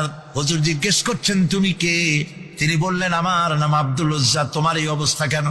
তিনি বললেন, হুজুর, ঈমান আনার জন্য বাড়ি ঘর জায়গা জমিন উট বাছুর সব হারাইছি, এমনকি পরনের লুঙ্গিও আমারে দেয় নাই, মার কম্বলটা ছেড়ে এনেছি। নবীজি আসহাবে সুফফার ভিতরেই তাকে বসতে দিলেন, তাকে থাকতে দিলেন, আর বললেন, তারে কোরআন শরীফ শিখাবা। আব্দুল উজ্জাকে হুজুর বললেন, তোমার নাম উজ্জা নয়, তোমার নাম আব্দুল্লাহ। হাদিস শরীফে এসেছে, আল্লাহর কাছে 2টা নাম বেশি প্রিয়, একটা হচ্ছে আব্দুল্লাহ, আর একটা হচ্ছে আব্দুর রহমান। মুসলমান হলেন, এরপরে আসহাবে সফার মধ্যে বসে আছেন, কোরআন শরীফ জোরে জোরে তেলাওয়াত করেন। আসহাবে সফা রাসূলের কাছে নালিশ করলেন, অভিযোগ করলেন, হুজুর এই আব্দুল্লাহর কোরআন শরীফ এত জোরে পড়ে, তার চিল্লানির জ্বালায় আমরা বিশ্রাম করতে পারি না। নবীজি বললেন, সাহাবীরা আব্দুল্লাহকে বেশি করে চিল্লাইতে দাও, বাধা দিও না, কারণ তার ঈমান বড় দামের ঈমান হয়েছে, ঈমান আনতে গিয়ে কিছু আনতে পারে নাই, তাকে বাধা দিও না, প্রাণ ভরে চিল্লাইতে দাও, জোরে জোরে পড়তে দাও। ইতিমধ্যে তাবুকের যুদ্ধে রণদামামা বেজে উঠেছে। রোমান সৈন্যরা হুজুরের সঙ্গে যুদ্ধ করবে, জিহাদ করবে, ইসলামকে পরাজিত করার জন্য তারা আক্রমণের প্রস্তুতি নিল। নবীজি রোমানদের সঙ্গে লড়াই হবে বলে সাহাবায়ে কেরামদের কাছে সাহায্য চাইলেন, যার কাছে যা আছে অস্ত্রপাতি জমা করো, টাকা দাও, পয়সা দাও। সবাই মিলে দিতে লাগলেন। দিতে দিতে মহিলারা গলার হার, নাকের ফুল, কানের দুল হুজুরের সামনে স্তূপ হয়ে গেছে, টাকা কড়ি, সোনা দানা সব শুদ্ধ। হুজুর বলছেন, সাহাবীরা সবাই তো সব জিনিস দিলে, আমার আবু বকর দেখি না কেন? হযরত আবু বকর রাদিয়াল্লাহু তাআলা আনহু একটা পিলারের আড়ালে দাঁড়ানো ছিলেন। হুজুরের ডাক শুনে তিনি আসলেন, হাতে ছোট্ট একটা থলি, চোখে পানি। থলিটা হুজুরের হাতে তুলে দিলেন। হুজুর থলি ছাড়লেন, দেখা গেল কয়েকটা দিরহাম আর কয়েক কেজি গম, আর কিছু নাই। হুজুর তাকালেন, দেখছেন আবু বকর রাদিয়াল্লাহু তাআলা আনহুর চোখের পানিতে দাড়ি ভিজে ভিজে পড়তেছে। হুজুর বললেন, আমার সাহাবীরা আজ তোমরা সকলে মিলে যে দান করেছো, সেই দানের তুলনায় আবু বকর যে দান করেছে আল্লাহ রাব্বুল আলামিনের কাছে তা বেশি মূল্য হয়েছে। মনের মধ্যে অনেকের প্রশ্ন জাগলো, কেমন করে তা হলো? আমরা এত এত দিলাম। হুজুর জিজ্ঞেস করলেন, ও সাহাবী তুমি কত দিয়েছো, বাড়ি কত আছে? তিনি বললেন, এত দিছি, এত আছে। তুমি কত দিয়েছো, কত রেখে এসেছো? প্রত্যেকে এরকম বলল। হযরতে ওসমান, হযরতে ওমর, হযরতে আলী রিদওয়ানুল্লাহ তাআলা আলাইহিম আজমাইন তারাও বললেন, অর্ধেক এনেছি, অর্ধেক থুয়ে আসছি, 2 ভাগ এনেছি, 1 ভাগ রেখে আসছি। সব শেষে নবীজি হযরত আবু বকর রাদিয়াল্লাহু তাআলা আনহুকে প্রশ্ন করলেন, আবু বকর তুমি কি এনেছো আর বাড়ি কি রেখে এসেছো? হযরত আবু বকর বলেন, ইয়া রাসূলুল্লাহ, ইয়া হাবিবাল্লাহ, আমার বাড়িতে জাগতিক সম্পদ বলতে যা বুঝায় সবটুকু এনে নবীজির কদম মোবারকে দান করে দিয়েছি। আবু বকরের ঘরে এখন আল্লাহ আর তার রাসূল ছাড়া কোনো জিনিস বাকি নাই, যা ছিল সব এনেছি। হুজুর জিহাদে রওনা হলেন 30,000 সৈন্য সাথে, 30 সহস্র সৈন্য নিয়ে নবীজি তাবুকের দিকে চললেন। পথের মধ্যে হযরতে আব্দুল্লাহ এসে হুজুরের সামনে দাঁড়ায় গেছেন। আব্দুল্লাহ এসে বলেন, ইয়া রাসূলুল্লাহ, একটু দাঁড়ান। এই জিহাদে মেয়ে লোক, পুরুষেরা, সাহাবীরা সবাই প্রাণ ভরে দান করলো, কিন্তু আমি এমন এক বান্দা, আল্লাহর কিছুই দিতে পারলাম না। আমার তো দেওয়ার মতো কিছুই নাই হুজুর, আমার দেওয়ার মতো কিছুই নাই। তবে আমি আপনার কাছে দোয়া চাই, আপনি দোয়া করুন, আমি যেন এই যুদ্ধে, এই জিহাদের ময়দানে আমি যেন শহীদ হতে পারি। নবীজি বললেন, একটু বাকল নিয়ে আসো গাছের। একটা গাছের বাকল আনা হলো। এই বাকলটা হুজুর নিজ হাতে আব্দুল্লাহর হাতে বাঁধা দিলেন, আর বললেন, রব্বুল আলামিন, আমি আব্দুল্লাহর রক্ত কাফেরদের জন্য হারাম করে দিলাম। হযরত আব্দুল্লাহ কেঁদে জারজার হয়ে যাচ্ছেন, বলছেন, ইয়া রাসূলুল্লাহ, আমি চাইলাম শহীদ হব, আর আপনি আমার রক্তকে কাফেরদের জন্য হারাম করে দিলেন। হুজুর বলেন, আব্দুল্লাহ, এখন যদি তোমার মৃত্যু জ্বরের ভিতর হয়, আল্লাহ রাব্বুল আলামিন তোমার শাহাদাত নসিব করে দিবেন। তাবুকের ময়দানে হুজুর চলে গেলেন। কয়েকদিন পরে খবর আসলো হুজুরের কাছে, আব্দুল্লাহ কয়েকদিন জ্বর ভোগ করে আব্দুল্লাহ মারা গিয়েছেন। হুজুর বললেন, তার জানাজার ব্যবস্থা করো, কাফন দাফনের ব্যবস্থা করো। ব্যবস্থা হয়ে গেল। রাতের বেলায় দাফন হবে। একজন লোক কবরের কাছে দাঁড়ায় টিম টিম করে একটা আলো নিয়ে দাঁড়ায়, আর একজন লোক কবরের ভিতরে নেমেছেন। দুই ব্যক্তি লাশ দুই হাতে উঁচু করে নিয়ে আসতেছেন কবরের কাছে। যিনি কবরের ভিতরে দাঁড়ানো তিনি বলতেছেন, লাশ বহন করে তোমরা যে দুইজন আনতেছো, লাশের সাথে খবরদার বেয়াদবি করো না, তোমাদের ভাইয়ের সঙ্গে আদব করো। এই বলে কবরের ভিতরে যিনি দাঁড়িয়েছিলেন তিনি লাশটারে ধরলেন। কবরের ভিতরে দাঁড়াইয়া তিনি লাশ ধরেছেন, লাশকে কবরে শোয়াই দিয়েছেন। তিনি আর কেউ নন, তিনি বিশ্ব নবী মুহাম্মদুর রাসূলুল্লাহ। নিজের হাতে হযরত আব্দুল্লাহকে শোয়াই দিলেন। লাশ বহন করে যে দুইজন আনলেন, তার একজন হলেন হযরত আবু বকর আর একজন হযরত ওমর রাদিয়াল্লাহু তাআলা আনহুমা। আর আলো নিয়ে যিনি দাঁড়িয়েছেন, টিম করে জ্বলতেছেন, তিনি হযরত বেলাল। কবরের ভিতরে হযরত আব্দুল্লাহকে শুইয়ে দিয়ে উপরে মাটি দিয়ে নবীজি কবরের দুই দিকে হাত দিয়া আল্লাহ রাব্বুল আলামিনের দরবারে ফরিয়াদ তুললেন, রব্বুল আলামিন, আমি আজকে সন্ধ্যা পর্যন্ত এই আব্দুল্লাহর প্রতি রাজি ছিলাম, খুশি ছিলাম। আল্লাহ গো, তুমি আব্দুল্লাহর প্রতি রাজি হয়ে যাও। হযরত ইবনে মাসউদ রাদিয়াল্লাহু তাআলা আনহু পাশে দাঁড়ানো ছিলেন। চিৎকার দিয়ে কেঁদে কেঁদে বললেন, আয় আল্লাহ তাআলা, এই কবরের ভিতরে আজকে আব্দুল্লাহর লাশটা না হইয়া যদি আমার লাশ হতো, আমার ভাগ্যটা খুলে যেত। শহীদের মর্যাদা আল্লাহ পাকের কাছে সব থেকে বেশি। এই শহীদের পথ নিয়ামত প্রাপ্তদের পথ। যারা নিয়ামত পেয়েছে পৃথিবীতে, নবীজিন, সিদ্দিকিন, শুহাদা, এরাই হচ্ছেন নিয়ামত প্রাপ্ত। আল্লাহর রাস্তায় জীবন দেওয়ায় যে মজা, পৃথিবীতে আর কোনো কিছুতে সেই মজা নাই। হযরত ওমর রাদিয়াল্লাহু তাআলা আনহু দোয়া করতেন, আল্লাহুম্মা রযুকনি শাহাদাতান ফি সাবিলিক ওয়াজআল মাউতি ফি বালাদি রাসূলিক। আয় আল্লাহ, তুমি আমাকে শাহাদাতের মত আমাকে দান করো। শাহাদাতের তামান্না প্রত্যেকটি মুসলমানের ভেতরে থাকতে হবে। শহীদ হওয়া যাবে ইসলামের জন্য। সময় হয়তো আসতে পারে, হয়তো এমন সময় আসতে পারে যখন কোরআনের মর্যাদাকে টিকিয়ে রাখার জন্যে, সুন্নতে নববীকে টিকিয়ে রাখার জন্যে জান দেওয়া লাগতে পারে। তখন কি আপনারা জীবন দিতে পারবেন? এরপরে চতুর্থ নম্বরে হচ্ছে সালিহিন। চতুর্থ নম্বরে কি? সালিহিন। সালিহিন হচ্ছে জীবনের প্রত্যেকটি ক্ষেত্রে যারা একনিষ্ঠভাবে আল্লাহর বিধান পালন করেছেন, যারা পুণ্যের সাথে সুদৃঢ় থেকেছেন, যারা অটল থেকে পুণ্যের সাথে, হকের সাথে অটল থেকেছেন, কোন অবস্থাতেই ইসলামী আদর্শের বিরুদ্ধাচরণ করেনি, তারাই হচ্ছেন সালিহিন। ইসলামের আদর্শ ছাড়ে নাই, পরিত্যাগ করে নাই, জীবনের সবকিছুর বিনিময় এটাকে আঁকড়ে ধরে থেকেছেন, ইসলামী আদর্শের পরিপন্থী কিচ্ছু করেন নাই। এরা হচ্ছেন সালিহিন। কোন আলহামদুলিল্লাহ। আল্লাহর অনুগ্রহ প্রাপ্ত কয় শ্রেণী? 4 শ্রেণী। নবীজিন, সিদ্দিকিন, শুহাদা, সালিহিন। এই 4 শ্রেণীর লোকেরাই হচ্ছে নিয়ামত।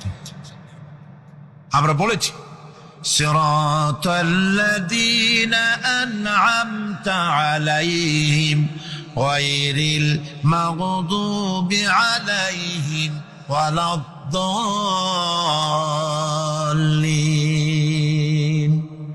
নিয়ামত প্রাপ্তদের পথ চাই, অনুগ্রহ প্রাপ্তদের পথ, আর অভিশপ্ত পথভ্রষ্টদের পথ আমরা চাই না। আমরা পরিহার করে চলবো, এটা একটু আদাও বটে। যারা অভিশপ্ত, যারা পথভ্রষ্ট, ওরা কারা? মাগদুব এবং দল্লিন। মাগদুব হচ্ছে অভিশপ্ত, দল্লিন হচ্ছে পথভ্রষ্ট।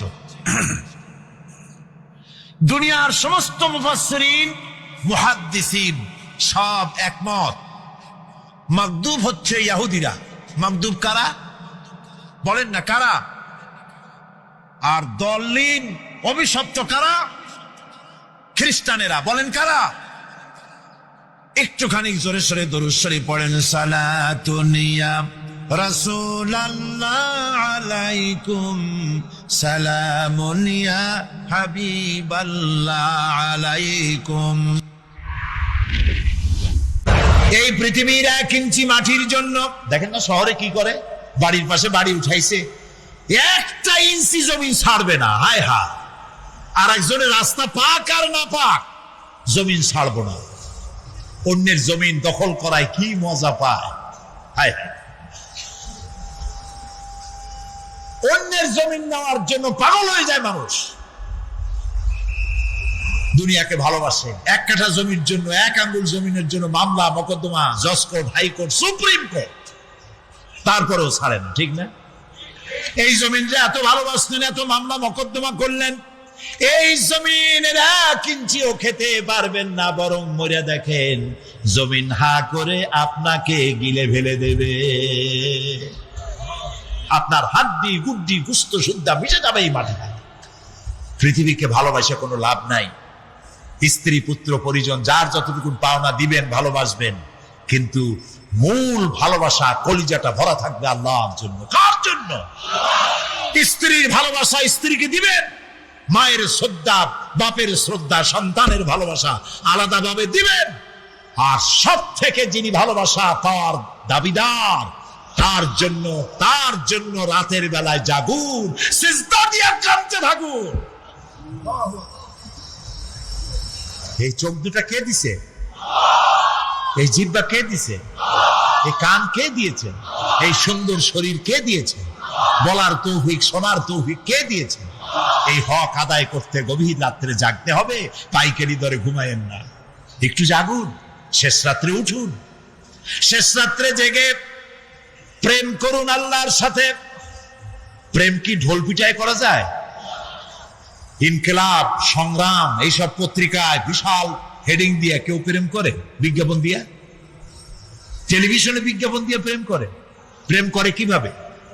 গোপনে, আর মিলিত হয় নির্জনে। সবচাইতে বড় প্রেমিক হবে নিজে হতে হবে, আর আল্লাহকে সব থেকে বেশি ভালোবাসা দিতে হবে। সেজন্য আল্লাহ রাব্বুল আলামিন বলেছেন প্রেম করার জন্য কিছুটা নির্জনতা প্রয়োজন। এজন্য দিনের আলোতে ওয়াজআলনান নাহারা মাআশা, দিন বানাইছি রুজি রোজগার করার জন্য। ওয়াজআলনাল লাইলা লিবাসা, আর রাত বানাইছি শান্তির বাহন হিসেবে, আচ্ছাদন। সূর্যের আলোর ঝলকানি চলে গেছে, আলোর তীব্রতা আর নাই। গোটা পৃথিবীর উপরে আমি একটা কালো চাদর দিয়ে ঢেকে দিলাম রাতের আধার, আর একেবারে অন্ধকার না করে আকাশে ডিম লাইটের মতো করে কতগুলি তারা জ্বালায়া দিলাম। এখন কেউ জেগে নাই, সব ঘুমানো। আমার প্রেমিক কে আছো? ওঠো, উজু করে সিজদায় পড়ে যাও, সিজদায় পড়ে যাও, কান্দো, গুনাহ মাপ চাও, যা করেছো মাপ চাও। তুমি গুনাহ করেছো আর আমি মাফ করার মালিক। ইন্নাল্লাহা ইয়াগফিরুয যুনুবা জামিআ, সব মাফ করে দেব, গুনাহগুলি নেকি দিয়া বদলায় দেব। আমার কাছে কাঁদো, চোখের পানি ফেলো। প্রিয় ভাই, সব রাতে জাগতে শিখুন। রাসূলুল্লাহ বলেছেন ওর থেকে ভালো স্বামী আর দুনিয়ায় নাই। কে বলেছেন? রাসূলুল্লাহ বলেছেন ওর থেকে ভালো স্বামী আর দুনিয়ায় নাই, যে গভীর রাত্রে নিজে জেগে তাহাজ্জুদ রুজু করে নিজের বউরে উঠায়। বউ উঠতে চায় না, পানি এনে বউয়ের মুখের উপরে ছিটায় দেয়, ওঠো বিবি, একসাথে তাহাজ্জুদের নামাজ পড়ি। রাসূলুল্লাহ বলেছেন ওর থেকে ভালো বউ পৃথিবীতে আর নাই, যে বউ রাতের বেলায় ঘুমের থেকে জেগে তাহাজ্জুদের উযু করে, স্বামীরে উঠাইতে চেষ্টা করে, ওঠে না, উযুর পানি স্বামীর চেহারায় ছিটায় দেয়, আর বলে স্বামী ওঠো, একসাথে তাহাজ্জুদের নামাজ পড়ি। এই পৃথিবীতে আমাদের ভালোবাসা যেন শেষ না হয়, এক জান্নাতে যেন থাকতে পারে। কাঁদো, ওঠো, গভীর রাত্রে তাহাজ্জুদের নামাজ পড়ে মাথাটা নিচু করে গুনগুন করে গাইতে থাকে, নিয়া আল্লাহু পড়ে, নিয়া আল্লাহু ইয়া রহমানু ইয়া রহিমু ইয়া হাইয়্যু ইয়া কাইয়ুম, প্রাণ দিয়া বলেন ইয়া আল্লাহ, ইয়া রহমানু, ইয়া রহিমু, ইয়া হাইয়ু, ইয়া কাইয়ুম, ইয়া আল্লাহ, ইয়া রহমানু, ইয়া রহিমু, ইয়া হাইয়ু, ইয়া কাইয়ুম। তাহাজ্জুদের নামাজ পড়ে এভাবে আল্লাহরে ডাকে দেখেন, চোখ দিয়া পানির বন্যা নেমে আসে যদি ঈমান একটুও থাকে। এই কান্না নবীজি বলেছেন জাহান্নামের ভয়তে আমার সাথে না ভরমানি করেছে। এই শরমে পড়ে বান্দা যখন চোখ দিয়া পানি ছেড়ে দেয়, ওই চোখের পানি নাকের অর্ধেক আসতে না আসতে আমি আমার বান্দারে মাফ করে দেই। আল্লাহু আকবার। আল্লাহ আমাদের কান্দার তৌফিক দাও, তাহাজ্জুদ পড়ার তৌফিক দাও, পাঁচ ওয়াক্ত নামাজ পড়ার তৌফিক দাও, তোমাকে ভয় করার তৌফিক দাও, তোমার ভয় আর মহব্বত দিয়ে কলিজা ভরে দাও, তোমার রাসূলুল্লাহর মহব্বত দিয়ে আমাদেরকে পাগল বানায় দাও। আল্লাহ,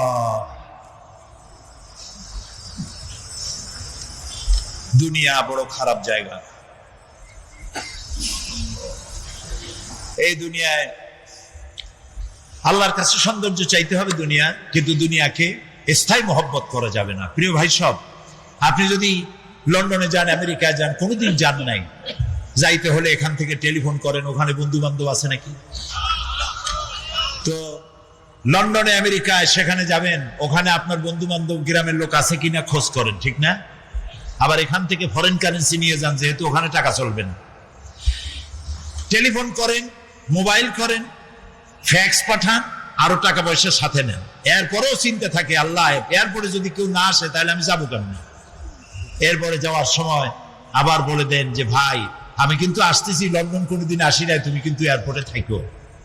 একটা বিদেশে যাওয়ার জন্য এত প্রস্তুতি নেন, তো সব জায়গায় বন্ধু বান্ধব কেউ না কেউ তো আছে, কিন্তু আমরা এমন একটা দেশে যাব যেখানে কেউ নাই, ফরেন কারেন্সি চলে না, গ্রামের লোক নাই, বাবা নাই, বন্ধু নাই, মা নাই, কেউ নাই।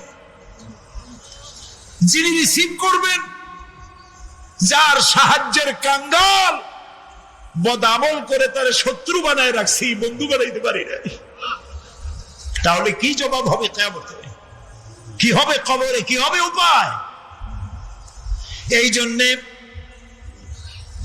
প্রিয় ভাইয়েরা আমার, দুনিয়ার সঙ্গে মহব্বত কমায় দিয়া আখিরাতের মহব্বত বেশি করে করতে হবে।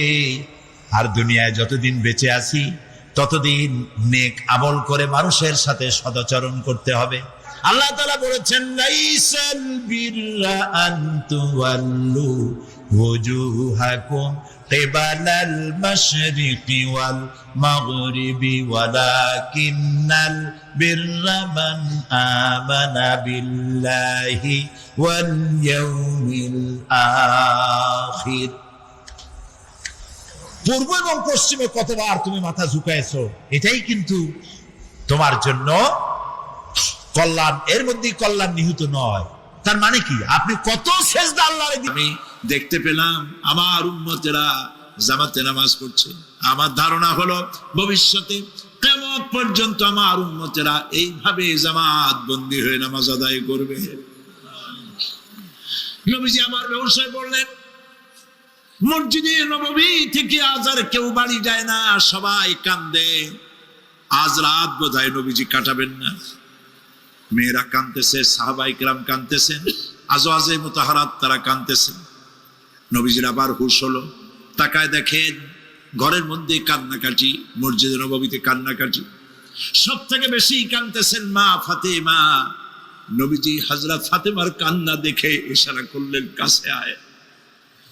হযরত ফাতেমা রাসূলের কাছে গেলেন। নবীজি কানে কানে কি যেন বললেন, কান্নাটা বন্ধ হয়ে গেল। হযরত আয়েশা জিজ্ঞেস করলেন, মা তোমার আব্বা তোমার কানে কি বললো আর কান্না বন্ধ হয়ে গেল? হযরত ফাতেমা বলে, আম্মাজি আমার আব্বা আমাকে বললেন, মা ফাতিমা তোমার কান্না আমার বরদাস্ত হয় না, কেঁদো না।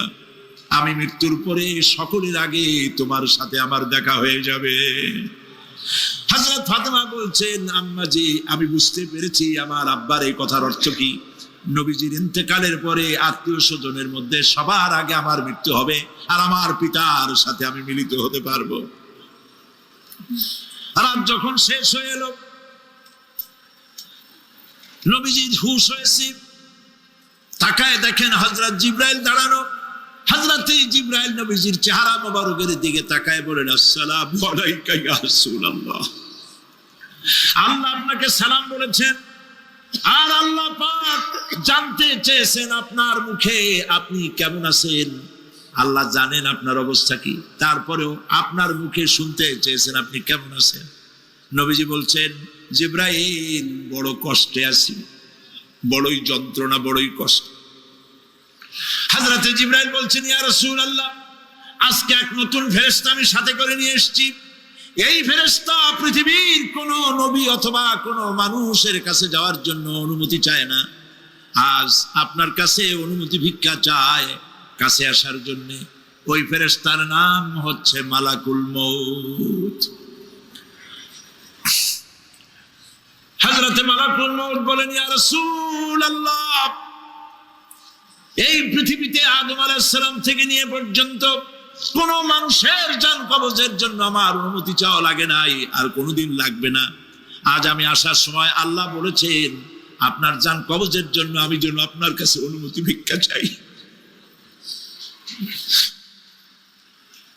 নবীজি বলছেন, আমি যদি অনুমতি না দেই তো কি হবে? হযরত মালাকুল মউত বলছেন, ইয়া রাসূলুল্লাহ, অনুমতি যদি না দেন আমি ফেরত চলে যাব, আমাকে সেভাবেই বলা হয়েছে।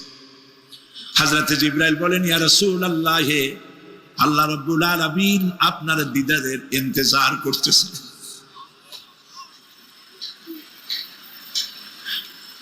নবীজি বলছেন, মালাকুল মউত, তুমি জান কবজের কাজ শুরু করো।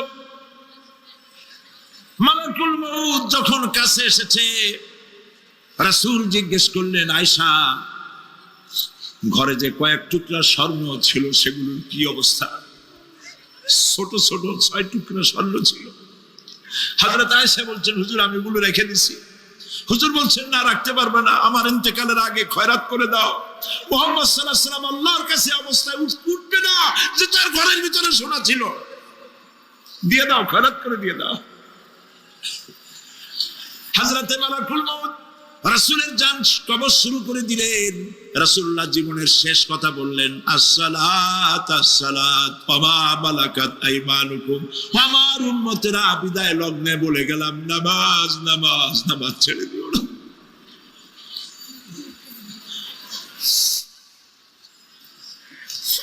প্রিয় ভাইরা, নবী করিম সাল্লাল্লাহু আলাইহি ওয়াসাল্লাম জীবনের শেষ কথা বলে গেছেন নামাজ। সেই নামাজে আমাদের যত সব অবহেলা, স্ত্রীকে নামাজ পড়ান, বউকে নামাজ পড়ান, ছেলে মেয়েকে নামাজ পড়ান। দোকানদার ভাইরা যখন আজান হয়ে যাবে দোকান বন্ধ করে দেন, আপনি আপনার কর্মচারীরা নামাজ পড়তে যান। যতটুকু সময় নামাজ পড়তে গেছে এই সময় বিক্রি করলে যা লাভ হইতো, এরপরে বিক্রি করলে আল্লাহ 10 গুণ বেশি বরকত দিতে পারেন। পারেন কিনা? পারেন কিনা? আল্লাহর বিশ্বাস করেন, আল্লাহ আপনার বরকত দিবে। আপনার কর্মচারী, দোকানদারে, বাড়ি ঘরে স্ত্রী পুত্র পরিজন যারা আছে সবাইকে নামাজি বানান। নামাজি বানাবার জন্য চেষ্টা করুন। নামাজ, রোজা ইত্যাদি করুন। মিথ্যা বলবেন না, ওজনে কম দিবেন না, খাদ্যে ভেজাল দিবেন না, ঘুষ খাবেন না, ঘুষ দিবেন না, মানুষের উপর অত্যাচার করবেন না, কাউকে কষ্ট দিবেন না। মানুষ যেন আপনার ব্যবহারে কষ্ট না পায়। আল্লাহ পাক বলেছেন, ওয়াকুলু লিন্নাস হুসনা, মানুষের সাথে সুন্দর সুন্দর কথা কও। নবী করিম সাল্লাল্লাহু আলাইহি ওয়াসাল্লাম বলেছেন, মানুষের সাথে যদি হাসি মুখে কথা বলো একটা সদকা দেওয়ার সমান সওয়াব হয়ে যাবে। মানুষকে ভালোবাসো, গরিবদের ভালোবাসো, তাদের অর্থ করি দাও, পয়সা করি দাও, তোমার যা আছে দিতে থাকো। কুয়ার পানি যত উঠাবেন তত কুয়ার পানি ভালো থাকবে, আর পানি উঠাবেন না কুয়ার পানি পচে যাবে। এই জন্য আল্লাহ রাস্তায় পয়সা যত ইনকাম হচ্ছে খরচ করতে থাকেন, আল্লাহ পাক দিতে থাকবেন। আল্লাহ পাক বলেছেন যে সদকার মালকে আল্লাহ বৃদ্ধি করে দেন, আর দান সদকা যারা করে না, যাকাত দেয় না, তাদের মালকে আল্লাহ ধ্বংস করে দেন, হালাক করে দেন। এগুলোর দাম নাই, অশান্তি বাড়বে।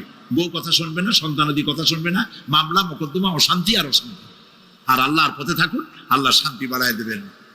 আমরা বলি আমিন। প্রিয় ভাই সব, আমি কিছু আলোচনা আজকে আল্লাহ পাক যা করাইছেন এগুলি যেন আল্লাহ আমারে আমল করার তৌফিক দেন। আমি মাঝে মধ্যে ভয় পাই, একদিন তো এ খবর নিশ্চয়ই হবে যে সাইদি বিদায় হয়ে গেছে।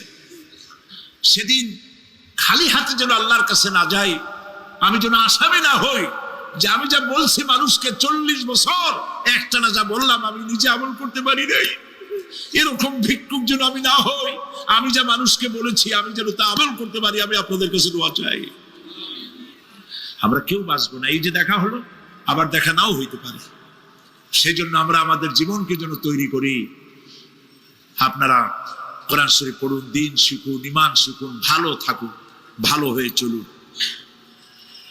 আল্লাহ রাব্বুল আলামিন পরীক্ষার জন্য আমাদেরকে এই ময়দানে ছেড়ে দিয়েছেন। প্রশ্ন কি হবে আল্লাহ সব বলে দিয়েছেন। প্রশ্ন কি হবে?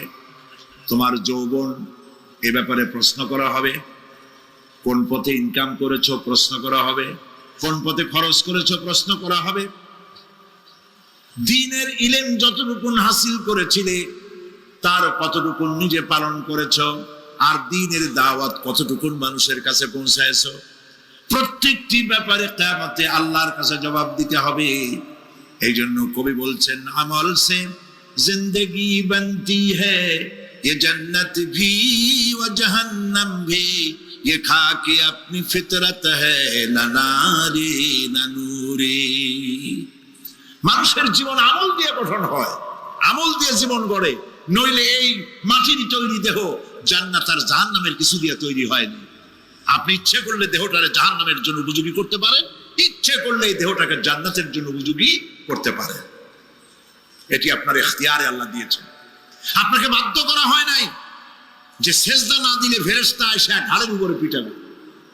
সুদ ঘুষ জেনা করলে পরে ঠ্যাং পিটায় ভেঙে দেওয়া হবে না।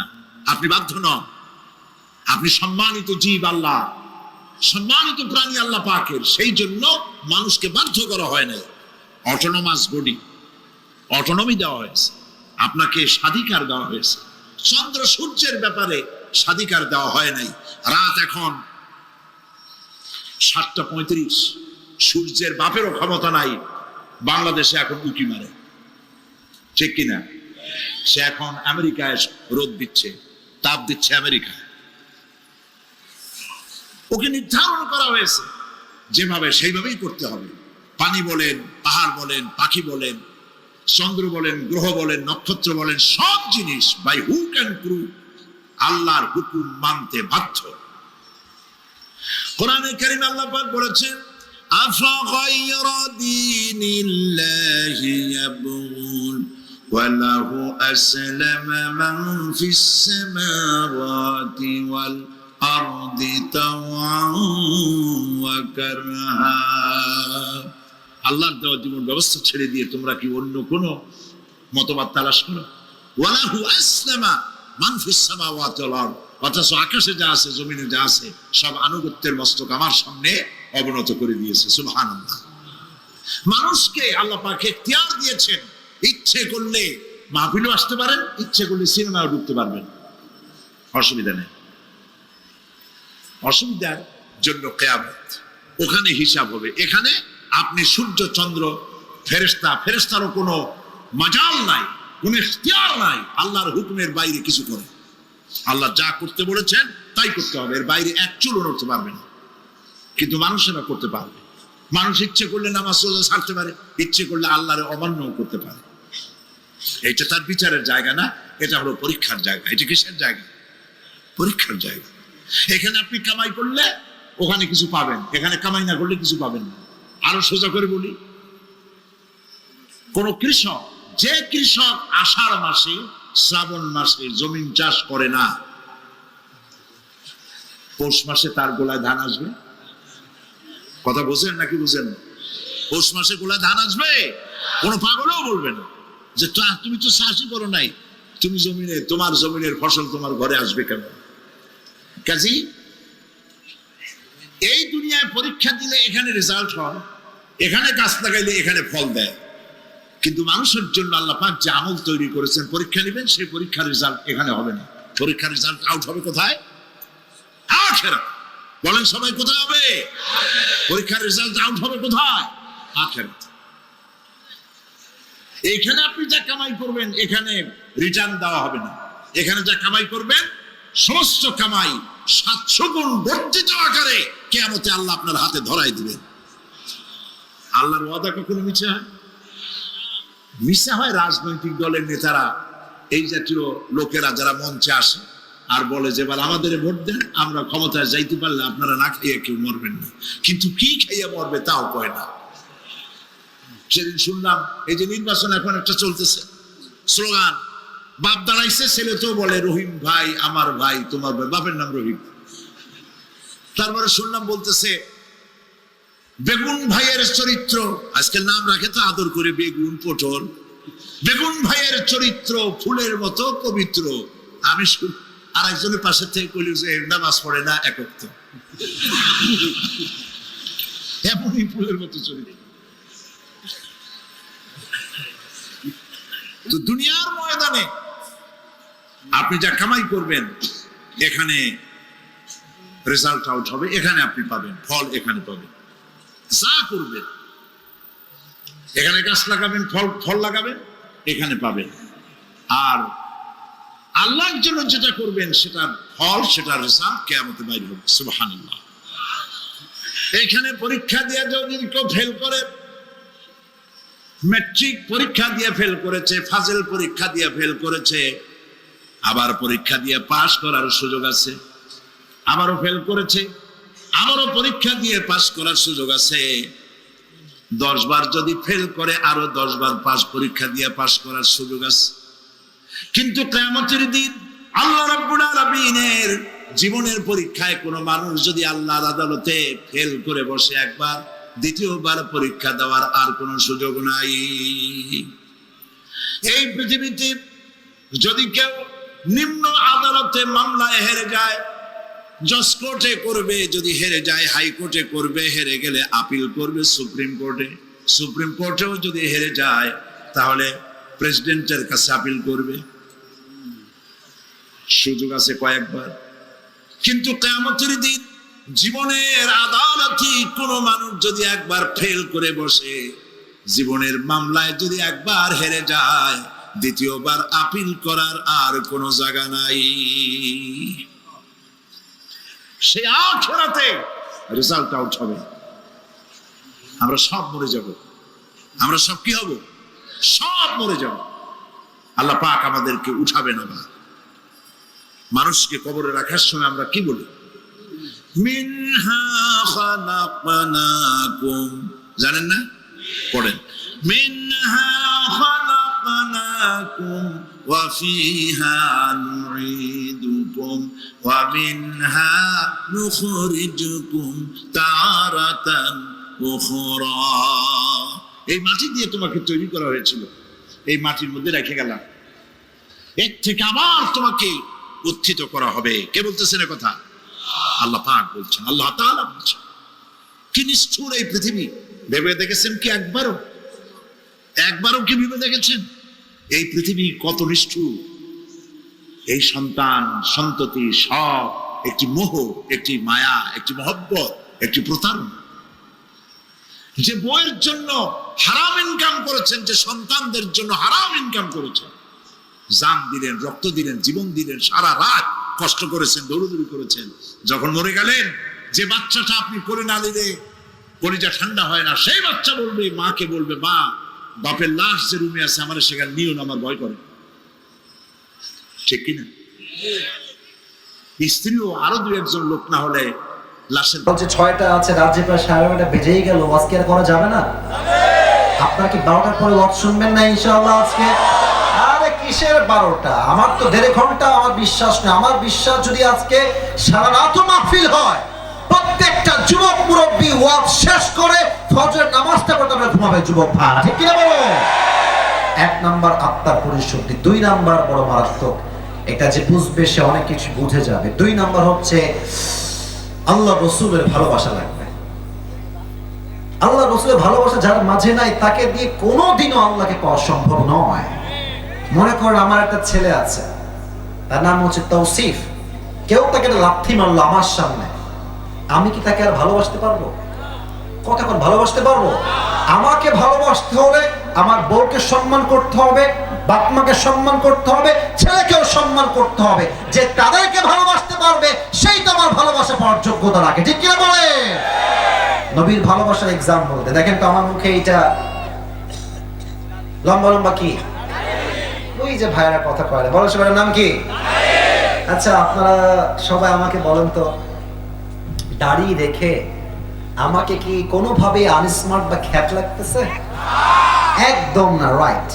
কিছু মেয়ে দেখবা যে দাড়ি দেখলে একটু চুলকায়, বলে যে এটা আমার বিয়ে করা যাবে না। দেখবা এদের দাড়ি ওয়ালা পছন্দ হয় না, গাঞ্জাখোর পছন্দ হয়। যুবক ভাই, তোমার হৃদয়ে নবীর ভালোবাসা আছে, তুমি স্পষ্ট ভাষায় বলবা জিনাদয়ের সন্তান আমরা, এক কথার মানুষ আমরা, দুই কথা জবান দিয়ে বের হবে না, ঠিক কিনা বলে? তোমার কথা হবে একটা, যেই মেয়ে আমাকে নবীর সুন্নাহের দাড়ি রেখে বিয়ে করতে চায় না, স্পষ্ট ভাষায় কথা, সেই মেয়ে আমার বউ হওয়ার যোগ্যতাই রাখে না। আর যেই মেয়ে আমাকে দাড়ির জন্য বিয়ে করতে চায় সেই মেয়ে আমার বউ হওয়ার যোগ্যতা রাখে, ঠিক কিনা বলে? বলেন তো আমার নবীর মুখে দাড়ি ছিল কি ছিল না? আমার নবীর মতো সুন্দরী তল্লা দিল কি আর হতে পারে? চাঁদের চেয়ে সুন্দর তুমি নবী আমার কামলিহি ওয়ালা, দো জাহানের বাদশা তুমি প্যারা নবী সাল্লাল্লাহু আলা, দো জাহানের বাদশা তুমি প্যারা নবী সাল্লাল্লাহু আলা, চাঁদের চেয়ে সুন্দর তুমি নবী আমার কামলিহি ওয়ালা। সুবহানাল্লাহ পড়বেন না? 2 নাম্বার নবীর ভালোবাসা লাগবে। 3 নাম্বার বাপ মায়ের দোয়া লাগবে। অনেক যুবক ভাবে গার্লফ্রেন্ড আমার আপন বেটা, জায়গা মতো বাস খাইলে বুঝবা আপন কারে কয়।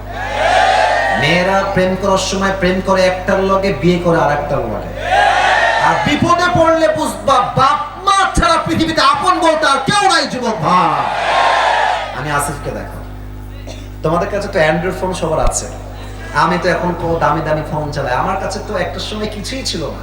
তা আমার একটা কথা মনেই পড়ে গেল, বলবো মুরব্বী আব্বাজান, বলা যাবে? আচ্ছা, আমার বয়স যখন মেবি এই কত হবে, 16, 17, 18, এক্স্যাক্টলি লাইক দ্যাট। তো আমার অ্যান্ড্রয়েড ফোন খুব পছন্দ ছিল। আরে যুবক মানুষ তো বদমাইশ তো করতে মন চাইবে, খুবই স্বাভাবিক। তো আমার আব্বা আমাকে বলেছে, আসিফ খবরদার আব্বা ভুলেও ফোন চালাবো না, তুমি বড় হও, তুমি বড় ইসলামিক স্কলার হয়ে যাও, তুমি মাস্টার্স কমপ্লিট করে ফেলো, তোমাকে আমি আব্বাই ফোন কিনে দেবো। এটা আমার মুরব্বীরা ভালো বুঝবেন, আমি জানি মুরব্বীরা ভালো বুঝবে কথাটা। আমি ভাবছি তোমার কথা আমি শুনি, খালি টাকাটা হোক আমার। তো আব্বা আমাকে মাসিক খরচ দেয়, প্রত্যেক মাসে 500, 1000 যা হয় দেয়। তা আমি টাকাগুলো বাঁচিয়ে বাঁচিয়ে বাঁচিয়ে বাঁচিয়ে কোনো মতে মেবি এটার দাম 6 থেকে 7,000 টাকা হয় এরকমই। খুব মানে লুকায় লুকায় কোনো মতে কিনে রেখে দিয়েছি। মোটামুটি 1 মাস চালিয়েছি। কে যেন বদমাইশ করে বাপের কানে দিয়ে দিয়েছে যে আসিফ কিন্তু মোবাইল কিনেছে। তা আমি বাসায় আসছি, আব্বা বলছে, আসিফ আব্বু এদিকে আসো। কি হয়েছে? তুমি নাকি মোবাইল কিনেছো? আরে না, কে বললো তোমাকে আমি মোবাইল কিনে? আব্বা আমি কিন্তু শুনছি, আমার বাপ কিন্তু খুলনার লোক, আমিও খুলনার লোক, আমার সবার জন্ম খুলনায়। বলছে আব্বা তুমি কিনেছো? আমি কিন্তু শুনছি। কোয়া নেই, দাও আমার গাড়ি করে দাও। আব্বা আমি কিনি নাই, মিথ্যা কথা, তোমার কিনা কইছে আমি কিনি নাই। বলছে আমি জানি কিনেছো, বের করো। আমি বলছি আমি এই ফোন তোমাকে দিব না। বিশ্বাস করো না, আমার বয়স প্রায় 25 প্লাস, প্রায় 30-এর কাছাকাছি। আমার আব্বা জীবনে আমাকে কোনোদিনও মারে নাই, কোনোদিনও একটা এমনিও করে নাই। এমনি করে না, এমনি করে নাই।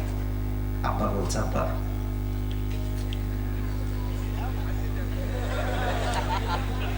আব্বা বলে দাও, আমি বলি হবে না। আব্বা লাস্ট বার বলছে আসিফ শোনো, তুমি 1 নাম্বার ছাত্র, তুমি অলওয়েজ ফার্স্ট হও। তুমি যদি মোবাইল ফোনটা ইউজ করো তুমি কিন্তু সেকেন্ড হয়ে যাবো। আব্বা ফার্স্ট যদি থাকতে চাও please give me the phone, দিয়ে দাও। আমি একদম নাচমান না, আমি দিব না। আমি বাড়ি থেকে বের হয়ে বাইরে চলে আসছি অজুখানা। আমার বাসা হচ্ছে মসজিদ, এইটা বাসা অ্যাটাচড। আমার আব্বা মসজিদের খতিব, ইমাম দুইটা একসাথে। তো আমার আব্বা বাড়ি থেকে বাইরে চলে আসছে, আব্বা মোবাইলটা দাও, চলো আমরা একসঙ্গে খানা খাই। মোবাইল কিন্তু আমার পকেটেই আছে। আমি বলছি নাই, দাও দাও, দিব না। এই যে দিব না, মা এমন মার দিয়েছে, আমি একটা থাপ্পড় উল্টে পড়ে গেছি। আমাকে থাপড়াইতে থাপড়াইতে বাড়িতে নিয়ে গেছে। হ্যাঁ চোখ, আমি তো টের পাচ্ছি না কিরে হইল কি আমার সাথে এটা, কারণ জীবনে মায়ের খাই নাই, তো এই প্রথম মায়ের খাইতেছে জীবনে। মারতে মারতে বাড়ি পর্যন্ত আমাকে নিয়ে গেছে। বিশ্বাস করেন, এটা আমি মজার জন্য মোটেও বলছি না, তোমাদের শিক্ষা আছে এটা। তো আমার কিছু আব্বা মেরেছে, আমি প্রায় 1 মাস কোনো কথা নাই। আব্বাকে দেখলে 14 মাইল দূরে, আব্বাকে দেখলে 10 হাত দূরে, কোনো কথাই নাই। মা বলে কথা বল তোর বাপ। আমাকে মেরেছে কেন, আমি কথা বলবো না। বিশ্বাস করেন, ওই সময় বাপকে হয়েছে বাবা আমার শত্রু, কেন মারলো আমাকে, শত্রু মনে হয়েছে। বাট এখন বুঝি আমার বাপ ওই দিন আমাকে না পিটাইলে আমি আজকের আসি ফজল হইতে পারতাম না। ঠিক কি না? তা বাপ যে তোমাকে মারে, মা যে তোমার ধমক দেয়, তুই কই গেছিলি, বাড়িতে কেন দেরি করে আসলি, আব্বা যে একটা, তুই দেরি করলি কেন। বাপ মাকে শত্রু ভাইবো না, মাথায় রাখবা, বাপ মা ধমক দেয় বিধায় তো আমরা মানুষের মতো মানুষ হতে পারি। ঠিক কিনা বলো? আব্বা আমার দোয়া লাগে। তো আমার অভাব ছিল কি লেভেলের, আমি চাকরি করতাম 3000 টাকা, মাত্র 3000 টাকা। আমি যে বাইকে তেল ভরবো ওই টাকা আমার কাছে ছিল না। আমার আব্বার দোয়ার বদৌলতে আল্লাহ তাআলা আমাকে এত সামর্থ্য দিয়েছে, এতটা বরকত দিয়েছে, যে বরকত দ্বারা স্পষ্ট প্রমাণ বাপ মার দোয়া যার সঙ্গে আছে তাকে কেউ রুখে দেওয়ার সাধ্য রাখে না। ঠিক কিনা বলে? বাপ মায়ের দোয়া, রিদা রব্বি ফি রিদা ইল ওয়ালিদাইন ওয়া সাখতু রব্বি ফি সাখতিল ওয়ালিদাইন। আব্বা আম্মা খুশি, আল্লাহ খুশি। আব্বা আম্মা নারাজ, আল্লাহও নারাজ। সুবহানাল্লাহ পড়বেন না আপনারা সবাই? আব্বা আম্মার দোয়া লাগবে। 4, দ্যাট ইজ মোস্ট ইম্পর্টেন্ট। 4 হচ্ছে নামাজ লাগবে। আপনারা সবাই মিজানুর রহমান আজহারের নাম শুনছেন না? আপনাদের যশোর তো চেনেন সবাই। আমাদের যশোরে কিন্তু আজহারি সাহেব এই জানুয়ারি 3 তারিখে হয়তো আসবে, 4 তারিখে। আপনাদের যারা ঝিনাইদহে আছেন আপনারা যাবেন ইনশাআল্লাহ। এবং আমার তো বিশ্বাস পুরো যশোরের মাটিটা একটা জনসমুদ্রে পরিণত হয়ে যাবে যুবক ভাই। তবে হ্যাঁ, আপনারা ঝিনাইদহের মানুষ, কুষ্টিয়া, এদিকে আপনার চুয়াডাঙ্গা, এদিকে যশোর, এদিকে খুলনা। আমি যেহেতু খুলনার সন্তান, এটা আমার কেমন যেন ফিল হয়, যেহেতু আমি খুলনার ছেলে আর খুলনার মাঝেই ঝিনাইদহ পড়ে, যদি আমি খুলনার সন্তান হই, আমি তো ঝিনাইদহের সন্তান যুবক ভাই। তো আজহারি সাহেব আসবেন। আজহারি সাহেবের নাম নিয়েছি, এটা কোনো শো অফ বা টাইম পাস করার জন্য নয়। একটা কথা প্রশ্ন করতে চাই, আজহারি সাহেব একজন নানা ছিলেন, তার নাম হচ্ছে গোলাম সারওয়ার সাইদি হুজুর। দেখছেন না আপনারা, কেউ কেউ দেখেছেন? দেখবেন যে ওনার চাপ দাড়ি আর চশমা, গোল, এত সুন্দর চেহারা। উনি একটা কথা প্রায় বলতেন, নামাজ নাই যার ঈমান নাই তার। নামাজ নাই যার মুসলমান হিসেবে পরিচয় দেওয়ার কোনো অধিকার তার নাই যুবক ভাই। ঠিক কিনা বলো? বলেন তো আমাদের ইসলামের দ্বিতীয় খলিফার নাম কি? ওমর ফারুক। এবার বলেন সবাই, ইসলামের দ্বিতীয় খলিফার নাম কি? ওমর ফারুক। ছোট্ট একটা হাদিস বলছি, কেউ ডান বাম হয়ে উঠে যাবেন না, আপনারা স্টিল বসে আছেন। এটাই প্রমাণ ঝিনাইদহের মানুষ আমরা কোরআনকে কলিজার থেকে ভালোবাসি। ঠিক কিনা বলে? ওমরের কাছে একজন যুবক আসছে, তার নাম হচ্ছে আবু লু'লু আল মাজুসি। এসেই বলছে, ওমর তোমার কাছে একটা অভিযোগ আছে, বিশাল লম্বা অভিযোগ আমার। ওমর ডাক দিয়ে বলছে, যুবক ভাই তোমার কি অভিযোগ, তুমি আমাকে বলো, তোমার নাম কি? ডাক দিয়ে বলছে, আমার নাম হলো আবু লু'লু আল মাজুসি, আমি একজন অগ্নি পূজারী, আগুনের পূজা করি। ওমর ডাক দিয়ে বলছে, ভাই অভিযোগটা কি, তুমি আমাকে খুলে বলো। ডাক দিয়ে বলছে, ওমর আমার যে মালিক আছে সে প্রত্যেক দিন আমার কাছে মোট 6 দিরহাম চার্জ করে, বাট আমি আবু লু'লু আল মাজুসি, গরিব ঘরের সন্তান, আমার কাছে 6 দিরহাম দেওয়ার মতো কোনো শক্তি নাই, তুমি কমায় দিয়ে 2 দিরহাম করে দাও। ওমর বলছে, 2 দিরহাম করব কেন? তুমি কি ব্যবসা করো, তোমার ইনকাম কি, কেমনে তুমি কামাই করো, how do you earn the money? তো সে বলছে, আমি মূলত খঞ্জর বানাই। খঞ্জর মানে বাংলাতে বলে চাকু। বলেন সবাই কি? চাকু। এবার ডান হাত দেখেন, খঞ্জর কাকে বলে? এটাও চাকু, এটাও চাকু। আই রিপিট এগেন, আমি আবারও বলছি, হাদিসটা প্র্যাকটিক্যালি বোঝাবার সাথে। এটাও চাকু, এটাও চাকু। মাকবাদাতু ফি ওয়াসাতি, হ্যান্ডেলটা হচ্ছে মাঝখানে, বোঝা যায়? ধরার জায়গা এটা মাঝে। এটাও চাকু, এটাও চাকু, 2 পাশেই চাকু। এবার সবাই আমার ডান দিকে তাকান, পেটের ডান দিকে। আরব বিশ্বের প্রত্যেকটা সর্দারের পেটের ডান দিকে লম্বা একটা খাপ থাকতো, সবাই খঞ্জরটা ওই ডান দিকেই রাখতো। বুঝছে তাই তুমি খঞ্জর মেক করো, huge business, you are rich man, তোমার তো অনেক টাকা, তোমার তো 6 দিরহাম নয় 10 দিরহাম চার্জ হওয়ার কথা। এই কথা শুনে বলছে, ও মোর, আমি চাইলাম বিচার আর তুমি করলা আমার সাথে বেইনসাফি। ও আচ্ছা আচ্ছা, সবাই যেহেতু মুসলমান ঘরের সন্তান তাই তুমি সবার সঙ্গে গরম, আর আমি যেহেতু কাফেরের সন্তান তাই তুমি আমার বেলায় গরম অমর, তাই না? তোমার বিচার আমি একাই করব, একাই আমি এনাফ।